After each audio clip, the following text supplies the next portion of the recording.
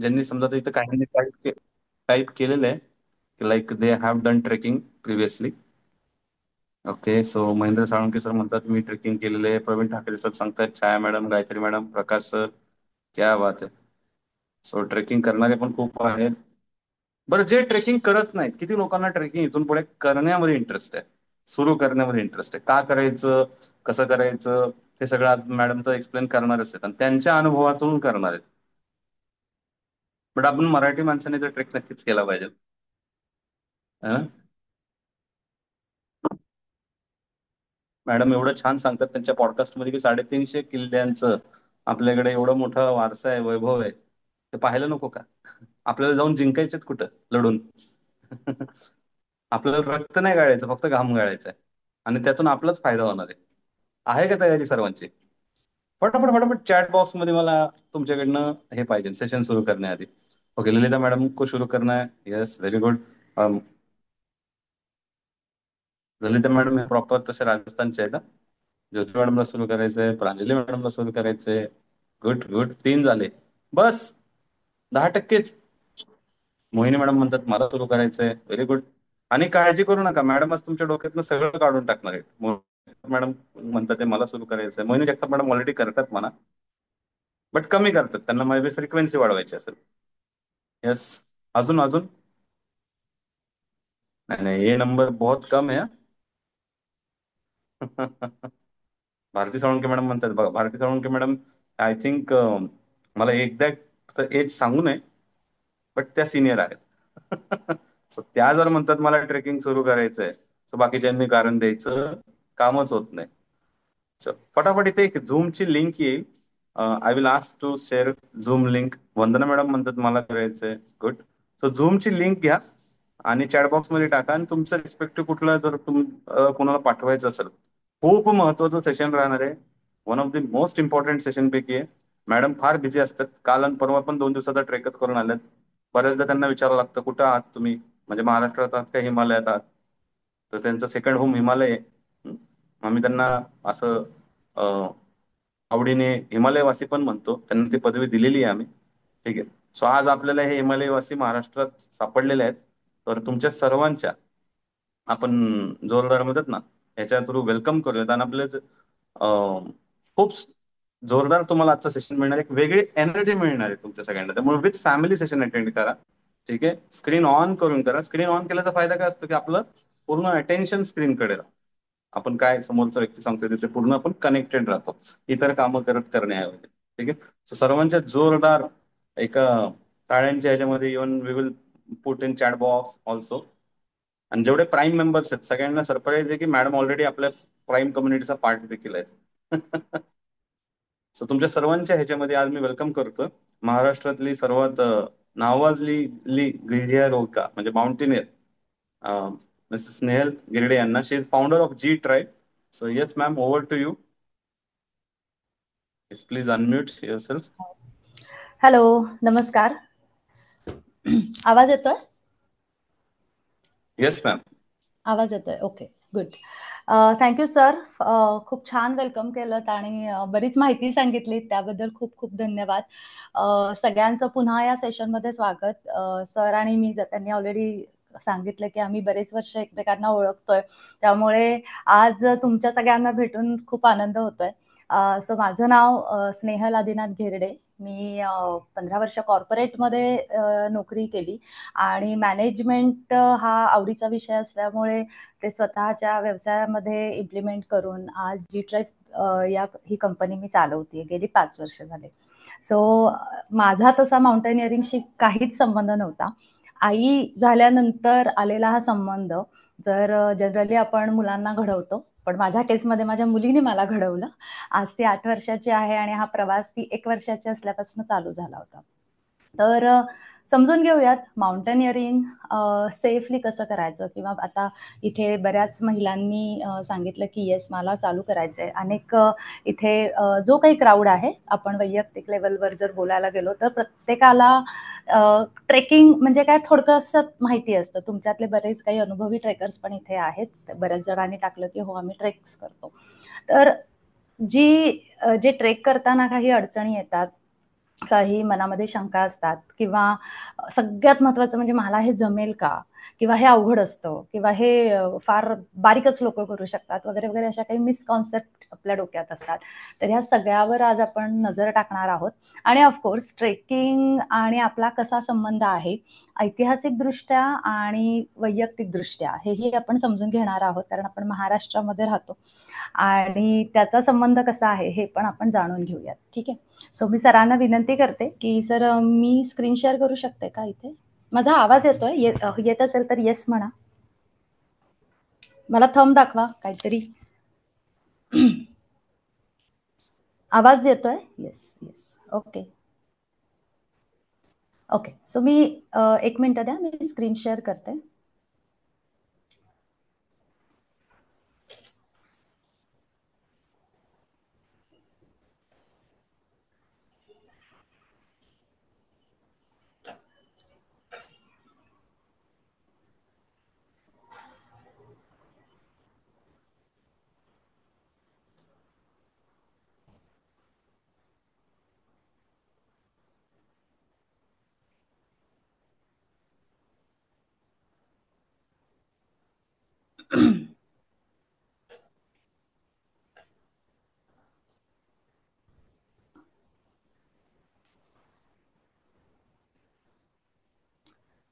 Okay.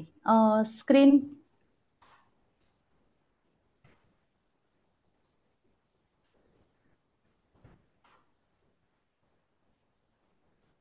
Screen दिसतेय? दिसत असेल तर मला सांगा दिसतेय.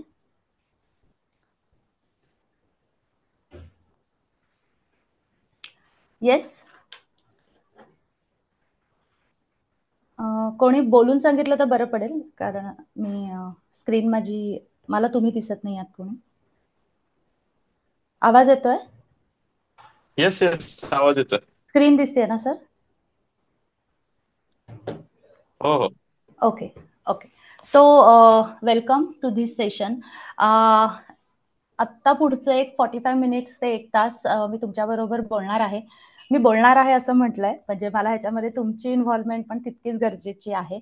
नाहीतर मग थोडंसं भजन ऐकल्याचा अनुभव येईल. तर तसं न करता आपण इंटरॅक्शन मधून हे सेशन घेऊयात की जेणेकरून छान गप्पा होतील आणि एक चर्चेचं स्वरूप या विषयाला येईल. ठीक आहे. सो मी चालू करते, फक्त एकच मिनिट द्या मला.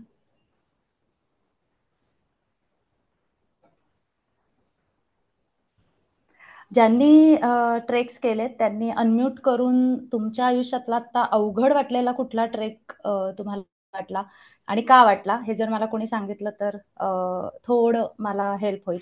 अनम्यूट करून सांगा, एकेकाने सांगा. तुम्ही हँड रेज करू शकता, शीतल मॅडम अनम्यूट करतील किंवा हो. Snehal madam.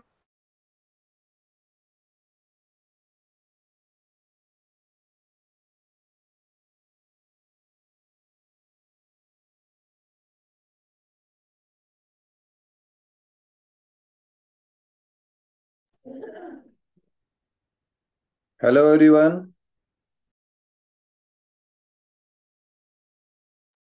Hello sir, hello बोला. नमस्ते. मी किशोर शेवकर, इंदोरी तळेगाव दाभाडे या ठिकाणी राहतो. ट्रेक जर म्हणसाल तर मी अनेक ट्रेक केले, असे मोजून मापून माझे 40 ट्रेक झाले का 50 ट्रेक झाले असं एक्झॅक्ट मला सांगता येणार नाही. माझे 5 ते 6 ग्रुप्स आहेत. मला जसा वेळ भेटेल तसा वेगवेगळ्या ग्रुप्स मध्ये मी जॉईन होऊन ट्रेक्स करतो. अनेक गडकोट केलेले आहेत, तसे हिमालयामध्ये पण गेलेलो आहे. जाता येता मी अमरनाथ आणि अतिशय म्हणजे सुंदर असा अनुभव होता. पूर्ण बर्फामध्ये 15 दिवस अक्षरशः बर्फामध्ये पडून होतो असं म्हटलं तरी वावगं ठरू नये. तदनंतर येता येता वैष्णोदेवी खूप छान असा ट्रेक झाला. माझं ट्रेकचं जर म्हणसाल तर सर्वात महत्वाचं म्हणजे मला म्हणजे गडकोट पण मी केलेले आहे. त्यापैकी एक म्हणजे हरिहर, ज्या ठिकाणी अक्षरशः डोळे फिरले होते माझे. आणि पडतो का काय, असा एक अनुभव होता. परंतु तो एक खूप छान असा अविस्मरणीय अनुभव होता. मावळामध्ये आपल्या ठिकाणी म्हणजे मावळ तालुक्यामध्ये एक धाकची बहिरी म्हणून आहे. ज्यांना क्लाइम्बिंग आणि रॅपलिंगचा अनुभव, ज्यांना हे आहे, अनुभव आहे, ज्यांना येतं त्यांनी नक्की तो करावा. मी ऑलमोस्ट 3 वेळा केलेला आहे. खूप छान असा अनुभव आहे तो. मात्र त्या ठिकाणी नो एक्सक्यूज पॅचेस असे आहेत, जर हात सटकला तर जीव जाणार हे नक्की. So it is my humble request to all of you, कोणी माहितगार आणि ट्रेनर, खूप छान असा ट्रेनर असेल तरच जा, अदरवाईज तिथे जाऊ नका. कळसुबाई सारखा पीक मी ज्यावेळेस केला, एव्हरेस्ट ऑफ महाराष्ट्र, मला पहिल्यांदी त्या ठिकाणी दमल्यासारखं झालं. आणि तदनंतर सुधागड पाली विस्तीर्ण असा गड आहे, त्या ठिकाणी असं मला एक दमल्यासारखं झालं. असे 2 ट्रेक आहे जिथे मला दमल्यासारखं झालं. मात्र अविस्मरणीय अनुभव चंदेरी किल्ला आहे, खडी चढण आहे, ऑलमोस्ट जवळजवळ 60 ते 70 डिग्रीची उंच चढण, असे म्हणजे त्या अँगल मध्ये चढण करावी लागते. काही ठिकाणी रोप लावून आम्ही चढलो होतो. सगळेच गडकोट किंवा ट्रेक हे चढाई म्हणतो ना आपण त्याला, चढाईसाठीच करावे असं नाही, तर काही ट्रेक असे स्वच्छंदी आनंदासाठी पण करावे. उदाहरणार्थ पावसाळ्यामध्ये नक्की करावा असा देवकुंड, चाल पण होते, एन्जॉय पण येतं. खूप छान असा ट्रेकिंगमुळे आपल्याला आपली बॉडी एकदम फ्लेक्झिबल पण राहते, आपल्याला प्रतिकार शक्ती पण राहते. गुरुत्वाकर्षणाच्या विरुद्ध दिशेने, म्हणजे जसं आपण वरती जाऊ तस तसं आपला प्रभाव हा त्याचा आपल्या पोटावर, आपल्या नाभीवरती पडतो. नाभी, it is the centre point of our body. नाभीवरती जेवढा प्रभाव पडेल तेवढं गुरुत्वाकर्षणाच्या विरुद्ध दिशेला आपण जाऊ, तेवढा आपला शरीर पृथ्वी ग्रॅव्हिटीने खेचून खाली घेते आणि त्याच्या विरुद्ध दिशेने आपण वर जातो. त्याचा डायरेक्टली इफेक्ट आपल्या पोटावरती होतो, आपल्या स्टमकवरती होतो आणि आपला पचनक्रिया सुधारते, भूक चांगली लागते. मात्र ज्यावेळेस आपण उंचावरनं खाली येतो, पूर्ण प्रेशर आपल्या गुडघ्यावरती, आपल्या पायांवरती, मांड्यांवरती असा असतो. त्यामुळे आपले थाईज मजबूत होतात, लंग्स मजबूत होतात, आपलं श्वसन सुधारतं. आणि मायग्रेनचा जर त्रास असेल तर नक्की ट्रेक वगैरे करावे. अगदी हायेस्ट पीक असलेले कळसुबाई वगैरे, हरिहर, हरिहरेश्वर किल्ला वगैरे, किंवा मी आता सांगितलं विस्तीर्ण क्षेत्र असलेले अनेक अनेक आहेत असे. असं हायेस्ट पीक असलेले करायच पाहिजे असं नाही. छोटे छोटे देवकुंड सारखे तुम्हाला सांगितलं त्या पद्धतीने केलं तरी चालतं. आणि जर तुमची सहन करण्याची ताकद असेल तर हिमालय नक्की नक्की जावं, नक्की अगदी आवर्जून एकदा तरी आयुष्यात एकदा तरी घ्यावं. या करेक्ट ठिकाणी करेक्ट. बोलण्याची संधी दिली बडिगर दाम्पत्य, डॉक्टर बडिगर आणि मॅडम, आपलं आभार, धन्यवाद. राईट. Thank you sir. येस. तर बऱ्यापैकी सरांनी त्यांचा अनुभव सांगितला आणि हिमालयात नक्की जावं हा पण एक विषय मांडला.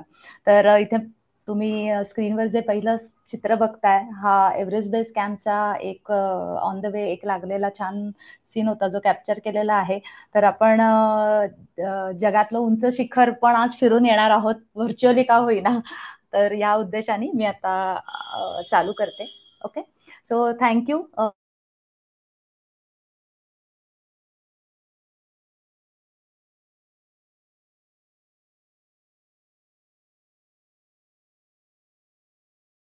तुमचं म्यूट झाले मॅम, म्यूट झाले.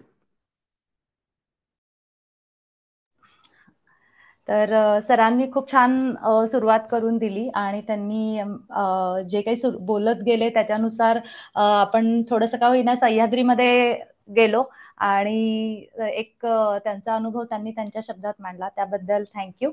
आणि आता मी प्रेझेंटेशनला सुरुवात करते आणि चर्चेला आपण सुरुवात करूयात. तर इथे जे काही तुम्ही फोटो बघाल हे सगळे आपल्या ट्रेकच्या दरम्यान कॅप्चर केलेले फोटो आहे. हा एव्हरेस्ट बेस कॅम्पचा एक फोटो आहे. एव्हरेस्ट बेस कॅम्प नाही, on the way to Everest असा एक छान, मला एका गावामध्ये हा मिळाला होता. आणि समोरच जे काही पीक आहे, वेगवेगळे पीक्स तिथे आहेत, त्याच्यामध्ये आमाडब्लम असेल किंवा मेरा पीक म्हणून आहे, तर या वेगवेगळे पीक्स इथे पाहायला मिळाले. तर जे जे फोटो टाकले आहेत त्याच्यातून एक हिमालय म्हणा, सह्याद्री म्हणा, याची सैर पण तुम्हाला होणार आहे, प्लस तुमच्या प्रश्नांची उत्तरं पण इथे मिळतील. तर पुन्हा एकदा मला अनम्यूट करून एकेकाने सांगितलं तर आवडेल की तुम्हाला आजच्या सेशन मधनं काय अपेक्षित आहे. मी म्हणजे सरांनी मला खूप छान इनपुट्स दिलेच आहेत, पण मला तुमच्या मनातल्या पण काही गोष्टी जाणून घ्यायला आवडेल की काय अपेक्षित आहे तुम्हाला. येस, एकेकाने सांगा. शीतल मॅम, तुम्ही अनम्यूट कराल का? हा, बोला मॅडम. चॅट बॉक्स मध्ये घ्या तुम्ही, अनम्यूट मध्ये वेळ जर जास्त जाईल. हो, चालेल ना, चालेल. पटपट टाकलं तर बरं होईल. हो, चालेल चालेल. गुड हा, गुड चॅट बॉक्स सजेशन. मध्ये सर्वांना टाकायचं. हो हो हो हो, चालेल.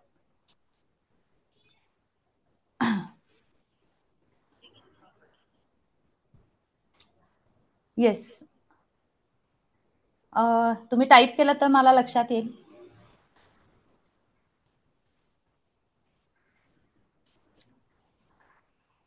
आहेत का सगळे माझ्यासोबत?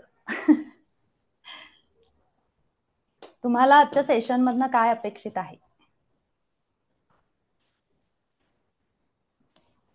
कोणी टाईप करताय का? ओके, अच्छा. मॅडमनी डायरेक्ट सिक्सर मारली आहे, डायरेक्ट ट्रेकच अरेंज करावा असं त्या म्हणतात. हरकत नाही मॅम, आपण करूयात. Okay okay. हाईट फोबिया कसा काढावा असं मॅडम सॉरी किशोर सर आहेत, त्यांचं म्हणणं आहे. दम लागू नये म्हणून काय केलं पाहिजे? ट्रेकिंगचे फायदे निश्चितच आपण ते बघणार आहोत. येस, कसं स्टार्ट करायचं. Raju sir, thank you. तुम्ही माझ्या मेन मुद्द्याला हात घातलेला आहे की हे सगळं माहिती आहे आम्हाला, पण आम्हाला चालू कसं करायचं, इथेच आमचं घोडं अडतंय, ते कसं करायचं त्याच्यावर आपण बोलणार आहोत. कॉन्फिडन्स, येस, तो पण आपण. Technical information, yes. हेल्थ बद्दल, येस येस येस. ऑलमोस्ट हे सगळ्या प्रश्नांची उत्तरं तुम्हाला इथे मिळणार आहे. ठीक आहे, सो लेट्स गो अहेड. तर सगळ्यात महत्वाचं म्हणजे थोडक्यात म्हणजे माझं विजन काय आहे किंवा जी ट्राईबचं विजन. एनिवे, माझ्या कंपनीचं नाव आहे जी ट्राईब एक्सपिरियन्सेस. ओके, आम्ही ट्रेक अरेंज करत नाही, आम्ही ट्रेकचा अनुभव लोकांना देतो. जो मगाशी सरांनी ओपनिंगला जे सुरुवात सांगितलं, त्यांना कुठे गेलो होतं हे आठवत होतं, पण त्यांनी त्यांचा अनुभव तुम्हाला सांगितला की मी दमलो, मला खूप छान वाटलं, ते अमेझिंग होतं, हो ना. हा अनुभव माणसाला आयुष्यभर लक्षात राहतो. तर हाच अनुभव जी ट्राईब एक्सपिरियन्सच्या माध्यमातून आम्ही नव्या ट्रेकर्सला देत असतो. नंतर मिडल ज्यांना अनुभव आहे अशा अनुभवी ट्रेकर्सला देत असतो अराउंड पुणे आणि हिमालय. ठीक आहे, आता जी ट्राईब एक्सपिरियन्स ही पुण्याची one of the trusted organisation आहे. ट्रस्टेड मी याच्यासाठी म्हणते कारण हायकिंग किंवा ट्रेकिंग करणं हे एक जोखमीचं साहसी खेळामध्ये मोडलं जातं. तर जेव्हा आपण कुठेतरी जोखीम घेतो तेव्हा रिस्क ही असतेच. म्हणजे काय की मी नॉर्मल आयुष्यामध्ये काहीतरी वेगळं जाऊन करतेय, काहीतरी रिस्क घेतेय, म्हणजे मी स्वतःचा जीव धोक्यात टाकतोय आम्ही. आणि हे करत असताना, ही ऍक्टिव्हिटी करत असताना मी सुरक्षितपणे जेव्हा मी घरी येते तेव्हा आम्ही म्हणतो की आमचा ट्रेक पूर्ण झाला. तर हा विश्वास पुण्यातील, महाराष्ट्रातील लोकांना आहे की जी ट्रेक बरोबर आम्ही ट्रेकला गेलो तर आमचा ट्रेक हा सुरक्षित होतो. म्हणून ट्रस्टेड हा शब्द इथे मी वापरलेला आहे. कारण लोक पसंत करतात आमच्यासोबत यायला आणि आतापर्यंत जेवढे ट्रेक्स आम्ही केलेले आहे हे सगळे पूर्णपणे यशस्वी झालेले आहे. म्हणजे ज्याला आपण समिट करणं असं म्हणतो आणि सुरक्षितपणे घरी जाणं असं म्हणतो. तर ह्या पद्धतीने हे झालेलं आहे. तर I am on a mission की साधारण 1,00,000 लोकांना, 1,00,000 पार्टिसिपेंट्सला ट्रेकिंग म्हणजे काय किंवा ऍडव्हेंचर नेमकं कशाला म्हणतात हे दाखवणं, ह्याचा अनुभव देणं आणि त्याच्यासाठी बोट देणं.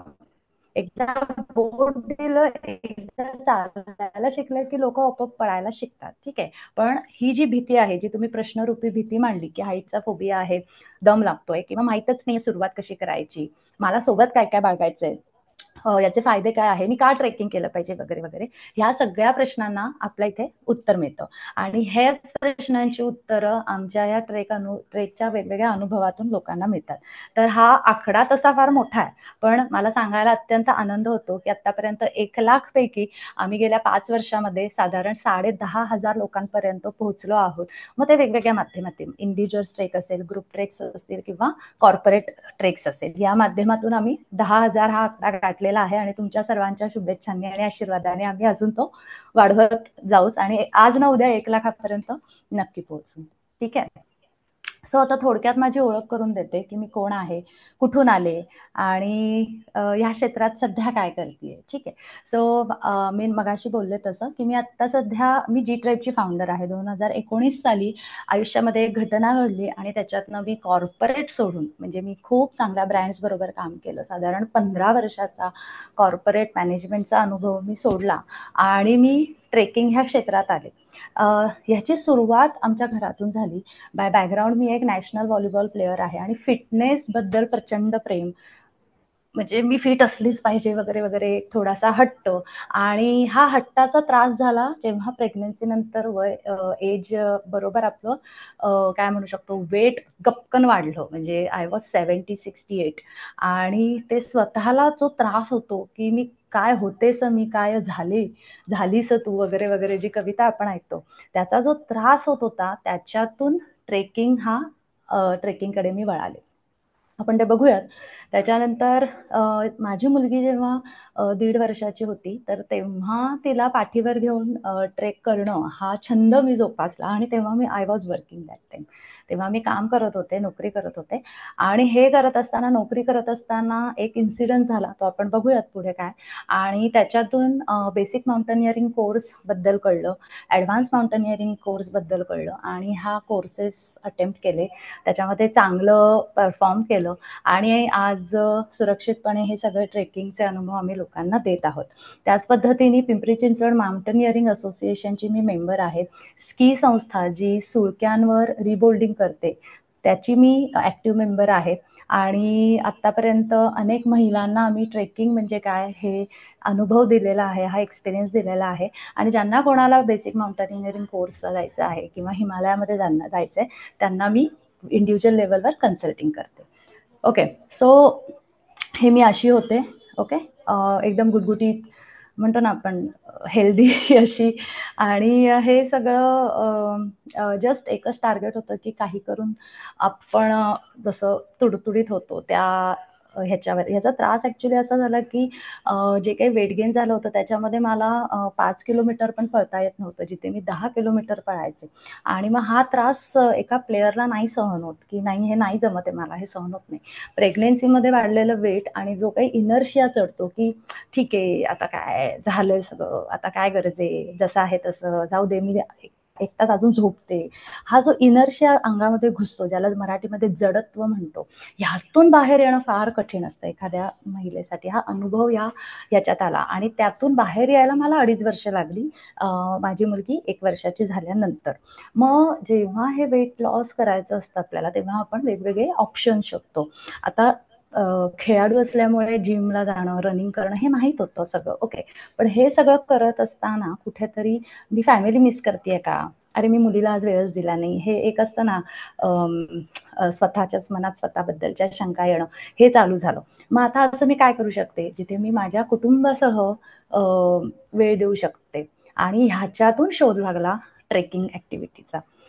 तर आपण आता इथे पुन्हा इंटरॅक्शन करूयात. तुम्ही हात वर करा आणि किंवा हँड रेज करा आणि आपण आता बोलूयात.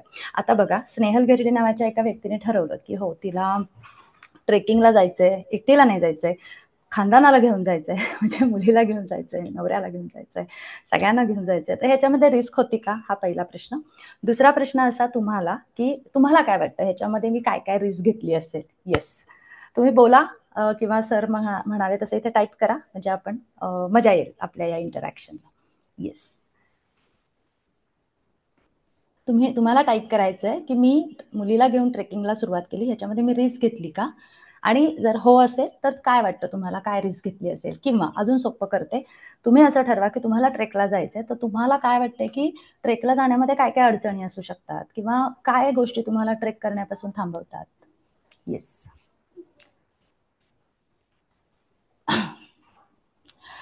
करेक्ट. राजू सर म्हणतायत मुलांना कसं आपण ट्रेकवर हँडल केलं पाहिजे. Okay. Means how to balance life आणि ट्रेकिंग असं म्हणायचंय का केतकी मॅम तुम्हाला? काम आणि ट्रेक कसं मॅनेज करावं. करेक्ट. ओके. अजून काय वाटतंय तुम्हाला? मला काय प्रश्न आले असतील? बरोबर. ग्रोईंग बाळाचं काय काय सोबत घेऊन जायचं? मला काही त्रास झाला तर? करेक्ट. हे सगळे प्रश्न आले माझ्या मनामध्ये. अजून? सगळ्यात आधी प्रश्न आला, मी नेमकं जायचं कुठे? बरं, मी गेले, तिथे काही झालं तर who will take care of me? लहान मुलांना घेऊन कसे ट्रेक करायचे? करेक्ट. अजून? लहान मूल नाही, बाळाला घेऊन. बरं, त्याला हातात घ्यायचं का पाठीवर घ्यायचं? पाठीवर घ्यायचं तर कशात घ्यायचं? कुठल्या बॅगेत घ्यायचं? बरं, ते कधी पण झोपतं, कधी पण उठतं. त्याचं ते शेड्यूल कसं हे करायचं? स्वतः एकतर ऑलरेडी मायनसमध्ये, त्यात त्याला घेऊन ट्रेक करायचं. मग मला पहिला किल्ला कुठला केला पाहिजे? घराच्या जवळ असला पाहिजे का लांब असला पाहिजे? बरं, काम नोकरी करून हे सगळं करायचं, मग मी कधी जायला पाहिजे? बरं, सगळ्या ऋतूत करायचं आहे तर सगळे ऋतूमध्ये बाळाची वाट, म्हणजे बाळाला त्रास नाही झाला पाहिजे, मला त्रास झाला नाही पाहिजे, परत मी उद्या उठून ऑफिसला जायला पाहिजे. डोंट यू थिंक ह्या सगळ्या क्वेश्चन्स माझ्या मनात आले असतील? हां, बीपी असेल तर आपण बोलूयात त्या विषयावर. ओके. सो हे सगळ्या प्रश्नाला आपल्या भाषेमध्ये आपण रिस्क असं म्हणतो. सो जेव्हा मी हा निर्णय घेतला की मला स्वानंदी, माझ्या मुलीचे नाव स्वानंदी आहे, तिला घेऊन ट्रेक करायचे आहेत, ते बाळ 1.5 वर्षाचं आहे, मला मात्र ट्रेक करायचे आहे, हे जेव्हा माझ्या मनात आलं तेव्हा हे सगळे प्रश्न माझ्या मनात आले, जे मी आता तुम्हाला बोलून दाखवले.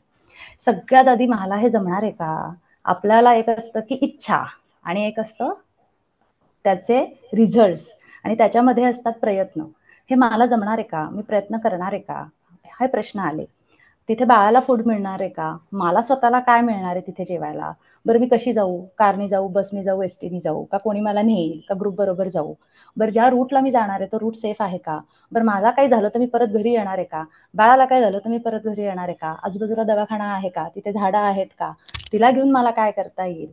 मला वॉशरूमला जायचं असेल तर मी काय करू? मी डायपर कुठे फेकू? हे सगळे प्रश्न आम्हाला पडले. ठीक आहे. आणि ह्याच्यातून इतिहास घडला. तो काय घडला हे आपण पुढे बोलूयात. सो ही माझी मुलगी जी आता मोठी झाली आहे, 9 वर्षाची आहे, आणि ही मी. तर आम्ही जी सुरुवात केली ट्रेकिंगला तिला घेऊन, ती ह्या बेबी कॅरियरमध्ये केली. ड्यूटर नावाचा हा ब्रँड आहे आणि हायकिंगचं हे कॅरियर आहे. हे आता इंडियामध्ये जस्ट मिळायला लागलं, ह्याच्या आधी मिळत नव्हतं. सो बेसिकली आम्ही ट्रेकिंग चूज केलं की आमच्या पूर्ण फॅमिलीला, माझी ही फॅमिली आहे, आम्हाला वेळ मिळेल. सगळ्यात चांगली गोष्ट, एक आता आपण फॅमिलीच आहोत म्हणून मी तुम्हाला सांगेल की आमच्या लग्नामध्ये आम्हाला कोणी टीव्हीच गिफ्ट केला नाही. टीव्ही गिफ्ट केला नाही, त्यामुळे टीव्ही घरात आलाच नाही. ओके. त्यामुळे काय ना काहीतरी रविवार शनिवार आला की काय करायचं, तर चला किल्ल्यावर जाऊ, चला व्हॉलीबॉल खेळायला ग्राउंडवर जाऊ, हेच आम्ही अनेक वर्ष केलं. ओके. त्याचा फायदा एकच झाला की आम्ही फिट राहिलो. ठीक आहे. घरात बसलो नाही, म्हणजे घरात टीव्ही नसल्यामुळे घरात बसलो नाही आम्ही. ठीक आहे. आता OTT प्लॅटफॉर्म आणि ह्या सगळ्या गोष्टी आहेत, तेव्हा हे नव्हतं. म्हणजे मी 2010 ते 15च्या दरम्यानचं बोलते. तर हे सगळ्यातलं आम्ही आत्ता ब्लेसिंग समजतो की चला बरं झालं ते तेव्हा नव्हतं. मग ह्याच्यामुळे काय झालं, जेव्हा मुलगी माझी वरचं खायला लागली, मग आम्ही म्हटलं की चला आपण हिला घेऊन ट्रेकला सुरुवात करूयात. सगळ्यात पहिला ट्रेक जो होता तो असा, लहान मुलांना आपण जसं हातावर कडेवर घेतो तसं मी कडेवर घेऊन चालू केला. नंतर कळलं की माझं बाळ एकतर ओव्हरवेट, त्यात माझा हात गेला कामातून. तर मग हे हातावर घेऊन हे ट्रेक करणं शक्य नाहीये. आपल्याला काहीतरी बॅगेसारखं पाहिलं पाहिजे. मग जेवढ्या इंडियामध्ये व्हरायटी मिळतात तेवढं व्हरायटी आमच्या घरात दर 3 महिन्याला यायचं. कारण काय होतं, मुलं वाढत जातात, त्यांचं अंग वाढत जातं, आपली ताकद कमी होत जाते. मग एक असं बेबी कॅरियर की जे एर्गोनॉमिकली परफेक्ट असेल, त्यामध्ये तिचं सगळं सामान बसेल, खाण्याचं, कपडे, त्याच्यानंतर डायपर्स असेल, तिचं रेनकोट असेल, तिची टोपी असेल, हे सगळं बसेल, आणि ते एक म्हणतो ना, एक all pack all things in a one thing, तसं काहीतरी मी शोधत होते आणि ते मला मिळालं. सुरुवात खूप छान झाली आमची. आणि जेव्हा मी IVMला 2019ला होते तेव्हा आम्ही 12 महिने 12 ट्रेक, ही पहिली मोहीम 2000 साली मी माझ्या मुलीला घेऊन सेल्फ चॅलेंज स्वतःला दिलेलं एक चॅलेंज म्हणून ॲक्सेप्ट केलं आणि जानेवारीमध्ये आम्ही महाराजांनी ज्या ठिकाणी काय म्हणू शकतो आपण राज्य व्हावे ही श्रींची इच्छा, ही गर्जना जिथे केली त्या ठिकाणी रायरेश्वर जिथे शपथ घेतली त्या ठिकाणाहून आम्ही पण शपथ घेतली की चला आपण पण ही अशी चांगली सुरुवात करूया. तर त्यासाठी म्हणून आम्ही पहिला किल्ला अत्यंत साधा सोप्पा पुण्याच्या जवळ असलेला असा तिथून केली. म्हणजे 2019ला जानेवारीमध्ये पहिला ट्रेक माझा रायरेश्वर होता. आणि हे सगळं करत असताना आम्हाला कळलं की अशा ठिकाणी एक तर नेटवर्क नसतं, त्यामुळे नवरा बायको एकमेकांशी बोलायला लागले, मुलं आमच्याशी बोलायला लागली, पक्षी आमच्याशी बोलायला लागले, आपण नेचरशी आपोआप कनेक्ट होत गेलो. आकाशातले ग्रह तारे दिसायला लागले, जे आजही दिसतात सिटीमध्ये आपल्याला, पण आपण उघड डोळ्यांनी ते पाहत नाही. अशा आउटसाईडला गेल्यावर जिथे सिटीशी काही संबंध नसतो, लाईट पोल्युशन अजिबात नसतं, तर या ठिकाणी गेल्यावर ह्या सगळ्या गोष्टीचा साक्षात्कार व्हायला लागतो की आपण किती धन्य आहोत, किती नशीबवान आहोत की आपण महाराष्ट्रामध्ये राहतो. तर हे सगळे अनुभव आम्हाला यायला लागले. ठीक आहे. सो आता हे जे काही तुम्ही इथे बघताय, तर बेसिकली ही 2019च्या गोष्टी म्हणजे थोडं भूतकाळात नीती ह्याच्यासाठी की चॅलेंज माणसाच्या DNA मध्येच आहे की आपल्याला स्वतःला बेस्ट प्रूफ करायचं असतं स्वतःचा. आणि सगळ्यात दुसरी गोष्ट असते की DNA मध्येच आपले आहे फायटिंग, मग ते दुसऱ्याशी असो किंवा स्वतःशी असो. मनुष्य हा कायम स्वतःला प्रूफ करण्यासाठी झगडत असतो, त्याच्यामध्ये मी पण आहे. ओके. त्यामुळे स्वतःला सिद्ध करण्यासाठी की yes Snehal you are a fit, you are a sports person, हे स्वतःला सिद्ध करण्यासाठी ही मोहीम आम्ही हाती घेतली. एक तर ही जी मोहीम आहे ही डायरेक्ट नाही हातात घेतली, याच्या आधी अभ्यास केला गेला, कारण 12 महिने स्वतःला चॅलेंज करायचं होतं. महाराष्ट्रातला उन्हाळा भयंकर असतो, हिवाळा बऱ्यापैकी छान असतो, प्लीझंट असतो, गुलाबी थंडी वगैरे वगैरे, पण आणि पावसाळा पण असतो. पण हे सगळं मोठ्यांसाठी ठीक आहे, पण 1.5 वर्षाच्या 2.25 वर्षाच्या मुलांसाठी हे कितपत ठीक आहे याचा अभ्यास करावा लागला. मग त्या निमित्ताने पुस्तकं घरात आली, जी आधी कधीच आली नव्हती. मग गड किल्ल्यांची पुस्तकं आली, जवळचा किल्ला कुठला, 1-2 तासामध्ये कुठला जाऊन येऊ शकतो वगैरे वगैरे. कारण माझा आणि माउंटेनिअरिंगचा काहीच संबंध नव्हता. मगाशी मी म्हटल्याप्रमाणे ट्रेकिंगला जाणं तेव्हाचा इंटेन्शन आणि आत्ताचं इंटेन्शन हे पूर्ण वेगळं असल्यामुळे अभ्यास वृत्ती किंवा डोळसपणे बघण्याची गरज जेव्हा आपण असंच जातो ट्रेकला की चला जाऊन येऊयात, तेव्हा कधीच ती गरज नसते. पण जेव्हा आपण जबाबदारी म्हणून घेऊन जातो कोणाला, तेव्हा मात्र डोळसपणे आपल्याला जावं लागतं. तर हे एक्सपिडिशन आखलं गेलं, मोहीम आपण म्हणूया की हे एक मोहीम आखली गेली. आम्ही जो पहिला किल्ला घेतला तो छोट्याने सुरुवात केली, कारण एकतर कॉन्फिडन्स लेवल हा विषयच नव्हताच मुळात. तरी हे करायचंय हा हट्ट होता, तर त्यासाठी स्टार्टेड विथ स्मॉल. आजही मी सगळ्यांना हा मंत्रा देते, ज्यांना ट्रेक चालू करायचंय तुम्ही छोट्याने सुरुवात करा, डायरेक्ट सिक्सर मारू नका. पहिल्याच दिवशी कळसुबाई नको, ती कळसुबाई तिथेच आहे, आपण तेवढे फिजिकली नाही आहोत फिट, तर आधी आपण लोहगड, छोटे लोहगड, कोरीगड यासारखे छोटे छोटे किल्ले करूयात, कॉन्फिडन्स येऊ दे की yes I can do the treks, आणि मग आपण मोठ्याला हात घालूया. ठीक आहे. हे सगळं करत असताना ॲज अ विमेन आपल्या शरीरामध्ये काही हार्मोनल चेंजेस होत असतात, मुलं मोठी होत असतात, त्यांच्यामध्ये काही बदल होत असतात, त्याला आपण मूड स्विंग्स म्हणतात. जसं आपले मूड स्विंग होतात तसे लहान मुलांचे तर प्रचंड होत असतात. हे सगळं मॅनेज करणं काहीतरी वेगळ्याच लेवलचं चॅलेंज होतं, म्हणजे त्याचा फिटनेसशी कुठेच संबंध नव्हता, पण एक आपोआपच या गोष्टी कुठेतरी विचारात घ्यायला लागायला गेल्या. तर हा सगळा विचार करता साधारण आम्ही 100 किलोमीटरच्या आसपास, पुण्यापासून 100 किलोमीटरच्या आसपास असलेले 12 नाही तर 14 गड किल्ले शोधून काढले. या नुसते गड किल्ले नाही होते याच्यामध्ये अभयारण्य होती. मग अशी सरांनी देवकुंडचा उल्लेख केला, हाच तो देवकुंडचा धबधबा ज्याच्या इथे बसून मी तिला समजवतीये की रडू नकोस, आपण घरी जाणार आहोत वगैरे वगैरे. तर सांगायचा मुद्दा असा की मूड स्विंग लहान, म्हणजे आता ती तर तेव्हा लहानच होती, पण सगळे ट्रेक आमचे काही हसत खेळत झालेले नाहीये, हे असे रडके पण झालेले आहेत की जिथे कायमच आपलं अशा गोष्टी, झोप होत नाही कारण पहाटे उठून जावं लागतं वगैरे. तर ह्या सगळ्या गोष्टींचा अनुभव घेऊन आज मी तुमच्या समोर बसली. ठीक आहे. तर साधारण हे अनुभव 2 वर्ष आम्ही हे अनुभव घेतले. त्याच्यामध्ये आम्ही 30 किल्ले, जे पुण्यातले 30 किल्ले, पुणे जिल्ह्यामध्ये 30 किल्ले सगळ्यात माहितीची गोष्ट तुमच्यासाठी. याचबरोबर ट्रेल, जंगल ट्रेल, वॉटरफॉल्स याला हात घातला गेला आणि एक सगळ्यात महत्त्वाचं म्हणजे तिन्ही ऋतूचा आनंद घेतला गेला. मग त्याच्यामध्ये मे महिन्याचा पण आनंद आम्ही घेतला आणि भर जुलैच्या पावसाचा पण आनंद आम्ही घेतला या संपूर्ण प्रवासादरम्यान. ह्यात एक गोष्ट शिकण्यात आली, माणसाने जर ठरवलं तर काही आपण करू शकतो आणि ह्याच्यातून स्वयंशिस्त लागत गेली की नाही, तिथे आग लागली तरी चालेल, मी आज ट्रेकला जाणार म्हणजे जाणार. आणि आम्ही तसंच केलं आणि म्हणून हा इतिहास घडला. ठीक आहे. So this is all about आमचं सुरुवात कशी झाली. हे सगळं करत असताना सगळं काही स्मूथ नव्हतं. हा जो तुम्ही इथे फोटो बघताय, हा माझ्या आयुष्यातला पहिला ट्रेक असेल आणि शेवटचा ट्रेक होता जो मी चपलेवर केला. का केला? तर इथे टर्निंग पॉइंट आयुष्यामध्ये आला. तर हे करत असताना आम्ही राजमाचीच्या ट्रेकला गेलो होतो आणि तिथे काजवे दाखवण्याच्या उद्देशाने स्वानंदी आणि मी होते. आणि त्या दिवशी ना माझे मिस्टर होते ना कुणी माझ्यासोबत नव्हतं. फक्त एक राजमाचीला भरपूर काजवे बघायला लोक येतात आणि भरपूर गर्दी असते. तर त्या गर्दीचा एक मी भाग होते आणि ही माझ्या पाठीवर असताना माझा पाय एका खड्ड्यात गेला आणि तो पाय ट्विस्ट झाला. तर तिथे तुम्हाला दिसेल की तो पाय माझा किती सुजला. तो पाय इतका सुजला होता की माझा शूजच पायामध्ये बसत नव्हता. मला फक्त एवढी शुअरिटी होती की माझा पाय फ्रॅक्चर झालेला नाहीये. याला लिगामेंट डॅमेज म्हणतात, कारण व्हॉलीबॉल खेळत असताना 100 वेळा ह्या गोष्टी होत असतात. त्यामुळे तशी भीती मला नव्हती. फक्त एकच होतं की मला पाठीवर घेऊन तिला चालता येत नव्हतं, कारण माझा शूज बसला नव्हता आणि जी काही चप्पल होती माझ्याकडे त्याच्यावर ट्रेक करणं शक्य नव्हतं. तर ह्या परिस्थितीला कसं सामोरं जायचं किंवा ही घटना आज माझ्याबरोबर घडली आहे, परत होऊ नये किंवा झाली तर ह्याला काय मार्ग आहे, फर्स्ट एड म्हणजे काय, एकतर हे सगळ्या गोष्टी. तर हा माझा 6वा ट्रेक होता, म्हणजे हा जूनमधला ट्रेक होता.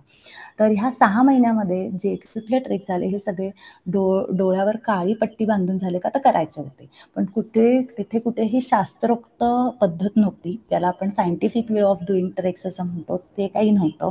एक अननोनली कुठेतरी उडी मारली होती, एक हट्टास म्हणतो ना आपण त्या ह्याच्यामध्ये. आणि कुठलाही बॅकअप म्हणजे प्लॅन बी हे अशा गोष्टी झाल्या जिथे आपल्याला रेस्क्यूची गरज असते, जिथे आपल्याला प्राथमिक आरोग्य मदत लागते, ज्याला आपण प्रथमोपचार म्हणतो, फर्स्ट एड लागतं. याचं कुठलंही अक्कल नसताना घेतलेली ही उडी होती. आणि जेव्हा हा प्रसंग झाला तेव्हा मी ठरवलं की नाही, पुढचे ट्रेक हे असे होणार नाही, आपल्याला काहीतरी यातला मार्ग काढला पाहिजे, शोधलं पाहिजे. सो हे सगळं बघत असताना मला बेसिक माउंटनिअरिंग कोर्सबद्दल कळलं की, आणि त्या म्हणजे हे करायचं तर आहे, पण आता तो विषय इतका भयानक होता.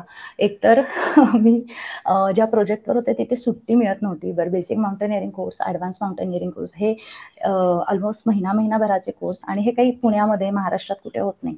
हे सगळ्या हिमालय इन्स्टिट्यूट ऑफ माउंटनिअरिंग किंवा जे आर्मी डिफेन्स मिनिस्ट्रीच्या अंडर ज्या इन्स्टिट्यूट असतात तिथे होतात. आणि त्याच्यासाठी तुम्हाला तुमचं घरदार सोडून 1 महिना जायचं असतं आउट ऑफ रेंज. ओके, तर हे करायचं का हा मुद्दा.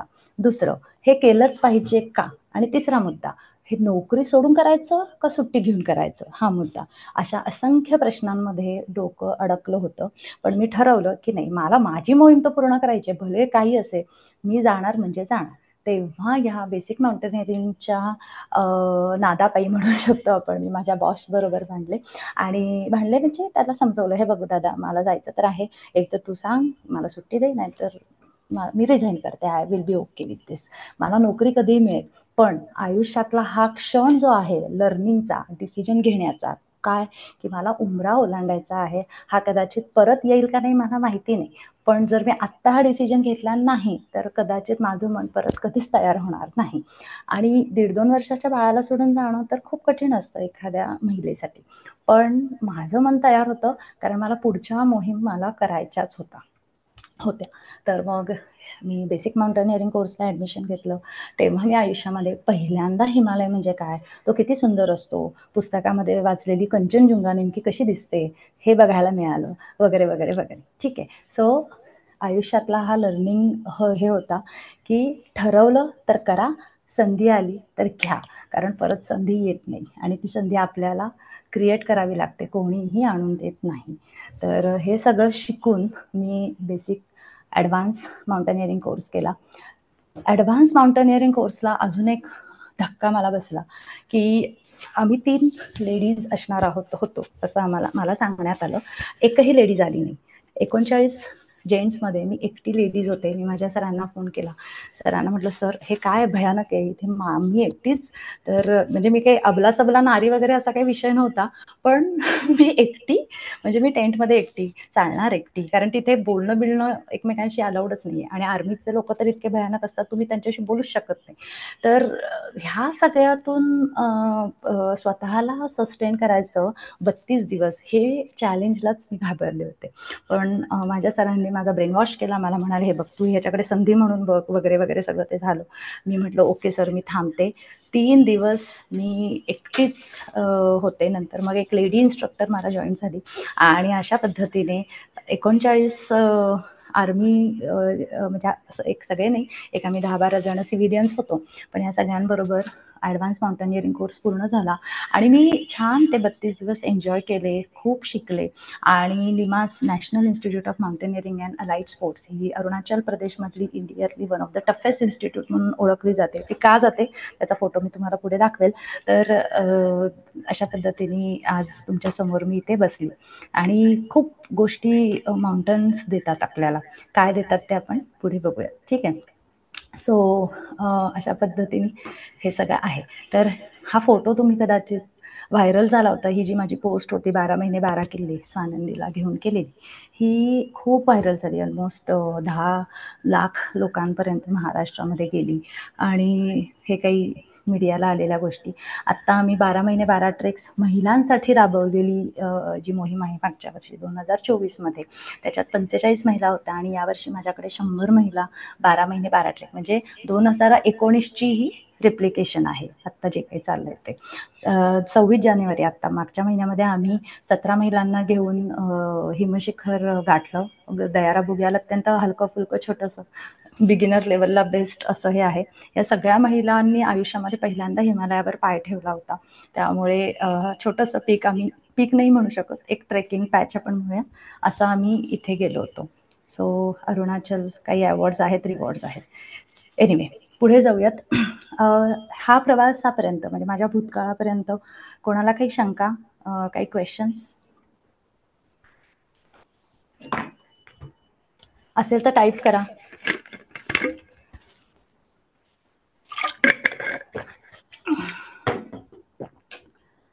येस. हॅलो. पेरेंट्स, माझे पेरेंट्स, राजू सर तुम्ही माझ्याबद्दल बोलताय का? How to handle your parents.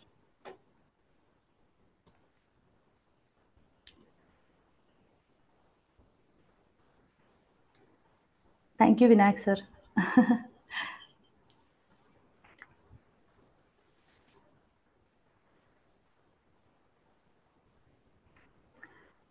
Okay okay okay Raju sir, मी तुम्हाला तुमच्या प्रश्नांचं उत्तर देते. हे फार अवघड असतं बरं का, की काय गरज आहे, स्वतः करा, बाळांना घेऊन कशाला करायचं, तुम्ही कडमडा त्यांना घेऊन कशाला कडमडताय, हे असं होतं आपल्या घरांमध्ये. हे हे स्वाभाविक आहे, कारण त्याच्यामागे त्यांची काळजी असते. पण कसं असतं की आपण जेव्हा घरचा अभ्यास चांगला करतो तेव्हा आपल्याला परीक्षा चांगली जाते. पण आपण घरचा अभ्यास करतोय हे घरच्यांना आधी दिसलं पाहिजे ना. डायरेक्ट परीक्षेला गेलो तर कसं होणार, मग तेव्हा ही अशी काळजी लागते.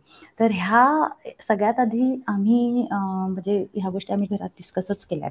आम्ही डायरेक्ट गेलो, कारण आधी स्वतःला कॉन्फिडन्स येऊ दे, मग आपण बोंबाटा करू या उद्देशाने. तर जेव्हा तो कॉन्फिडन्स आम्हाला आला की हो आपण हे चांगलं हँडल करू शकतोय, मुलगी व्यवस्थित राहतीये, तिचं खाणं-पिणं व्यवस्थित होतंय, ह्या सगळ्या ह्याच्यामध्ये तिचंही हेळसांड होत नाहीये. बरं, मी आल्यावर दुसऱ्या दिवशी उठून ऑफिसला जातीये, कुठेतरी हे ना लोक बघत असतात आपल्या घरातले, की हे चाललंय बरं का, पण बरं चाललंय, चला ते खुश आहेत. म्हणजे मी जर येऊन दुसऱ्या दिवशी 2 दिवस अंथरुणात पडून राहिले असते तर कुठेतरी बाद झालं ते नाटक बरं का, काही गरज नाही ह्या अशा गोष्टी करायच्या, असं कदाचित मलाही ऐकावं लागलं असतं. पण ह्याच्यासाठी एकच गोष्ट मदत करते, ते म्हणजे विल पॉवर आणि दुसरं म्हणजे फिटनेस. तर फिटनेस हा विषय आपल्या या पुढच्या भागामध्ये आहे, आपण त्याच्याकडे जाऊया. तर तुमच्या प्रश्नाचं उत्तर असं की जेव्हा आपण एखादी गोष्ट सातत्याने करत असतो तेव्हा आपण कसे रिॲक्ट होतो हे ऑब्झर्वेशन घरामध्ये चाललेलं असतं.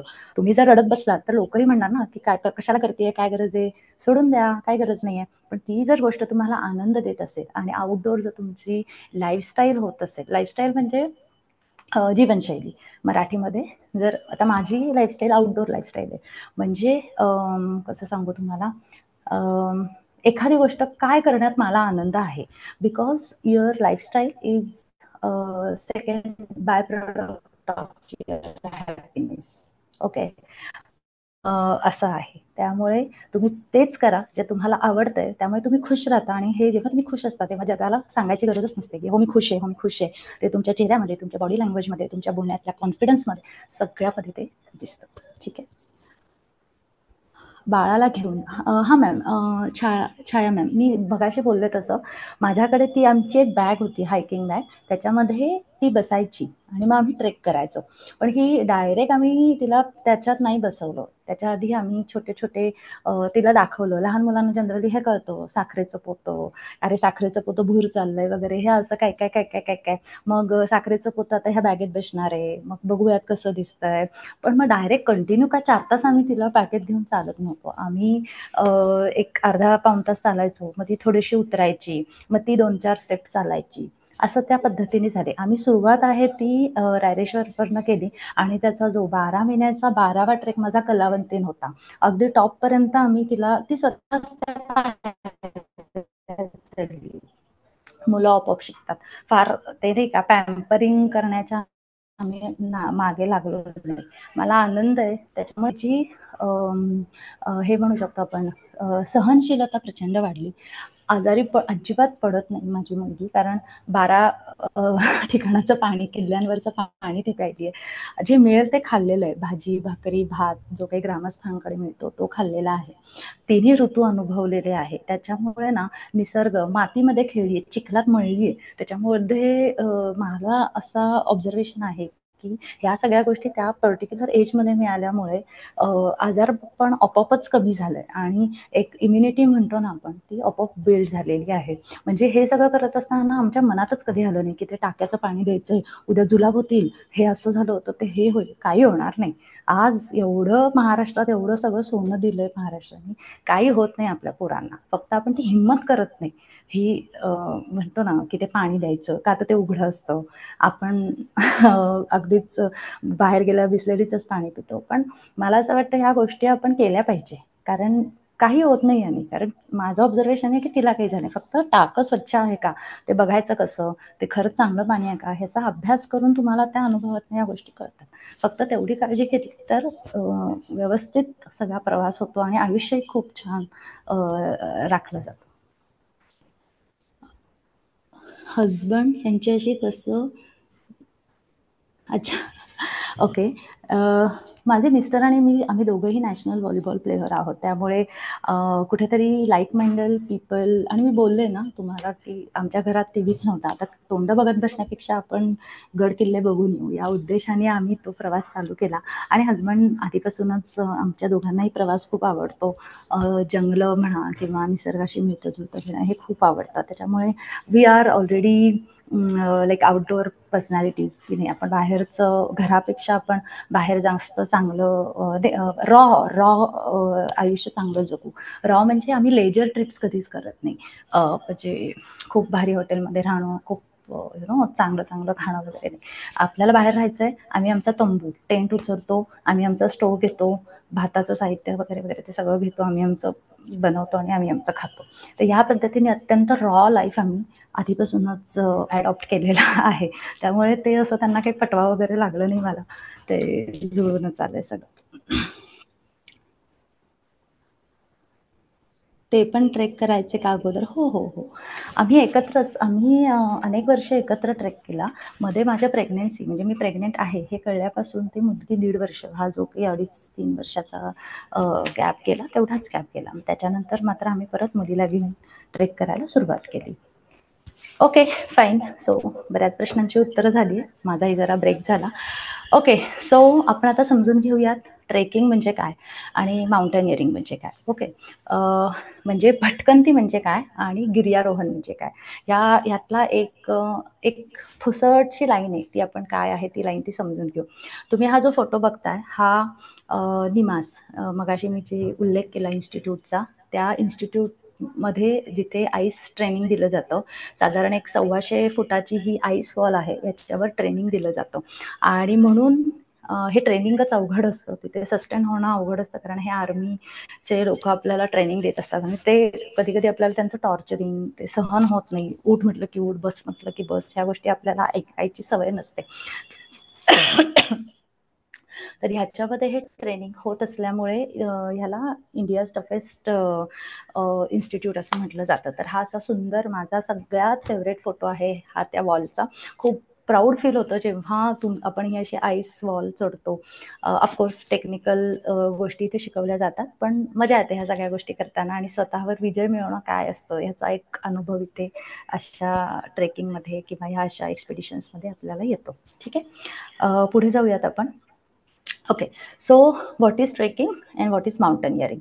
आता हे तुम्ही वरती जे जे बघताय हे सगळं ट्रेकिंग म्हणजे काय, तर की एखाद्या ठिकाणी जाणं, तिकडच्या परिसराचा आनंद घेणं आणि परत येणं, याला ट्रेकिंग असं म्हणतात, ज्याच्यामध्ये कुठल्याही टेक्निकल इक्विपमेंटची तुम्हाला गरज लागत नाही. म्हणजे तुम्हाला रोपची गरज लागत नाही, हार्नेसची गरज लागत नाही, हेल्मेट लागत नाही, त्याच्यानंतर कॅराबिनस लागत नाही, क्रॅम्पॉन्स लागत नाही, आईसेक्स लागत नाही, वगैरे वगैरे. ठीक आहे, म्हणजे काय की तुम्ही तुमच्या 2 पायांवर जाताय, तिकडच्या निसर्गाचा आनंद घेताय आणि परत येताय. मग ते सह्याद्री असू दे किंवा हिमालय असू दे. हिमालयामध्ये ट्रेकिंग कशाला म्हणाल, तर हिमालयामध्ये जे काही माउंटन्स म्हणजे पीक्स आपण ऐकलेले आहेत, त्या पीक्सच्या पायथ्यापर्यंत जाणं, ज्याला आपण बेस कॅम्प म्हणतो, त्याच्यापर्यंत जाणं, तिथे राहणं, आजूबाजूच्या परिसराचा आनंद घेणं, उगवता सूर्य बघणं, सोनेरी रंगाचे पीक्स बघणं, आकाशामध्ये लाईट नसताना नजरेत न मावणारे तारे बघणं, लुकलुकणारे तारे बघणं, त्याच्यानंतर असा एक प्रचंड निसर्गाच्या कनेक्टमध्ये जाणं, त्याला ट्रेकिंग म्हणतात. माउंटनिअरिंग म्हणजे काय हे आता समजून घेऊयात आपण. ट्रेकिंग हा माउंटनिअरिंगचं एक अंग आहे. जो चांगला ट्रेक करू शकतो तो चांगलं माउंटनिअरिंग करू शकतो.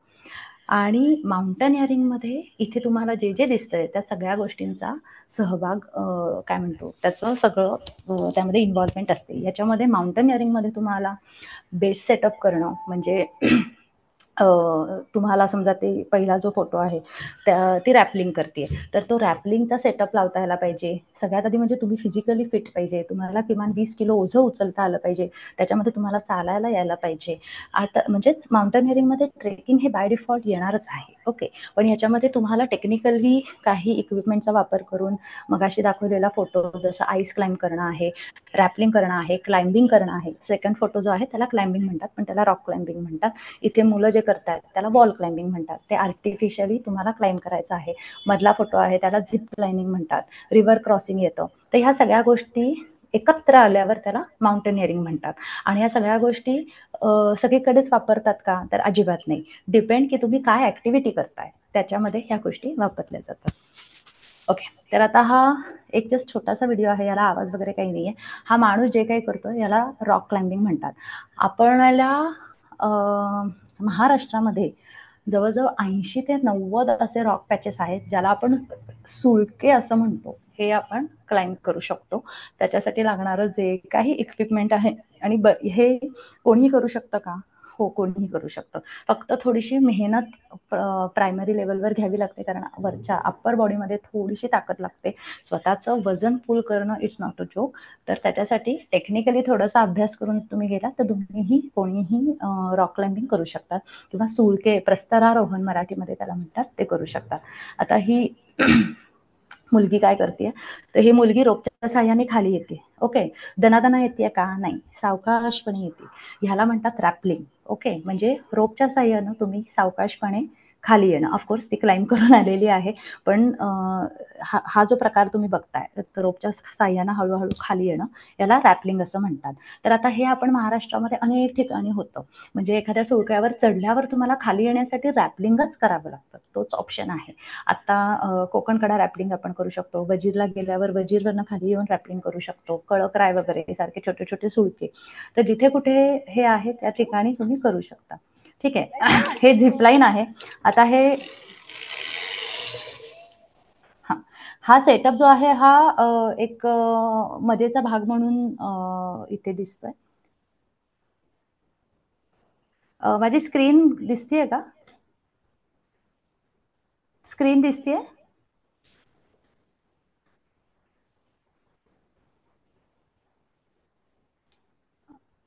नाही. ओके. नाही दिसत आहे मॅडम. हां. ओके. माझ्या लक्षात आलं ते. आणि इथे जे बघताय तुम्ही हे आर्टिफिशियल रॉक क्लाइम्बिंग याला म्हणतो आपण. तर ह्या वॉलवर जे काही क्लाइम्बिंग होतं याची मदत आपल्याला सुळके चढण्यासाठी, तसेच आईस वॉल, मगाशी मी तुम्हाला जी हिमालयातली वॉल दाखवली, ह्या आईस वॉल क्लाइम्बिंग करण्यासाठी होते. आणि आपण लकीली जे कोणी पुण्यामध्ये राहतात, मुंबईमध्ये राहतात, तुम्ही वॉल क्लाइम्बिंग म्हणून गुगलला टाकलं तर तुम्हाला लक्षात येईल की तुमच्या आजूबाजूला असे वॉल क्लाइम्बिंग आहेत.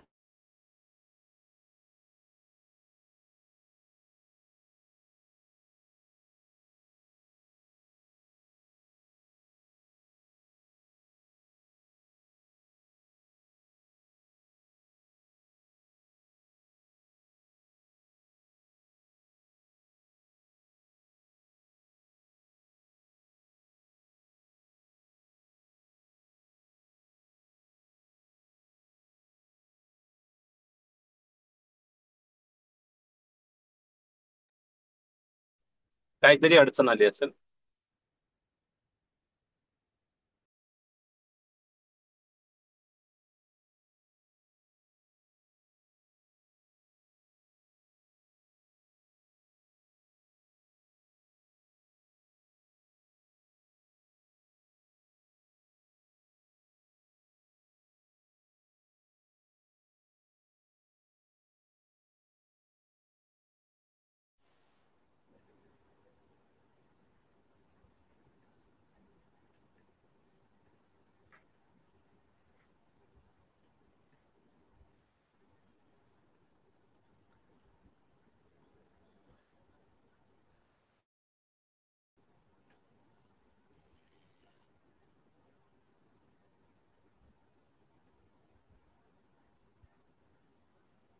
येस. सो वॉटरफॉल रॅपलिंग हे आपल्या इथे मडेघाटातला हा शूट आहे. शेजारून धबधबा वाहतोय आणि आपण त्याच्यामधनं खाली उतरतोय. हा अनुभव आयुष्यात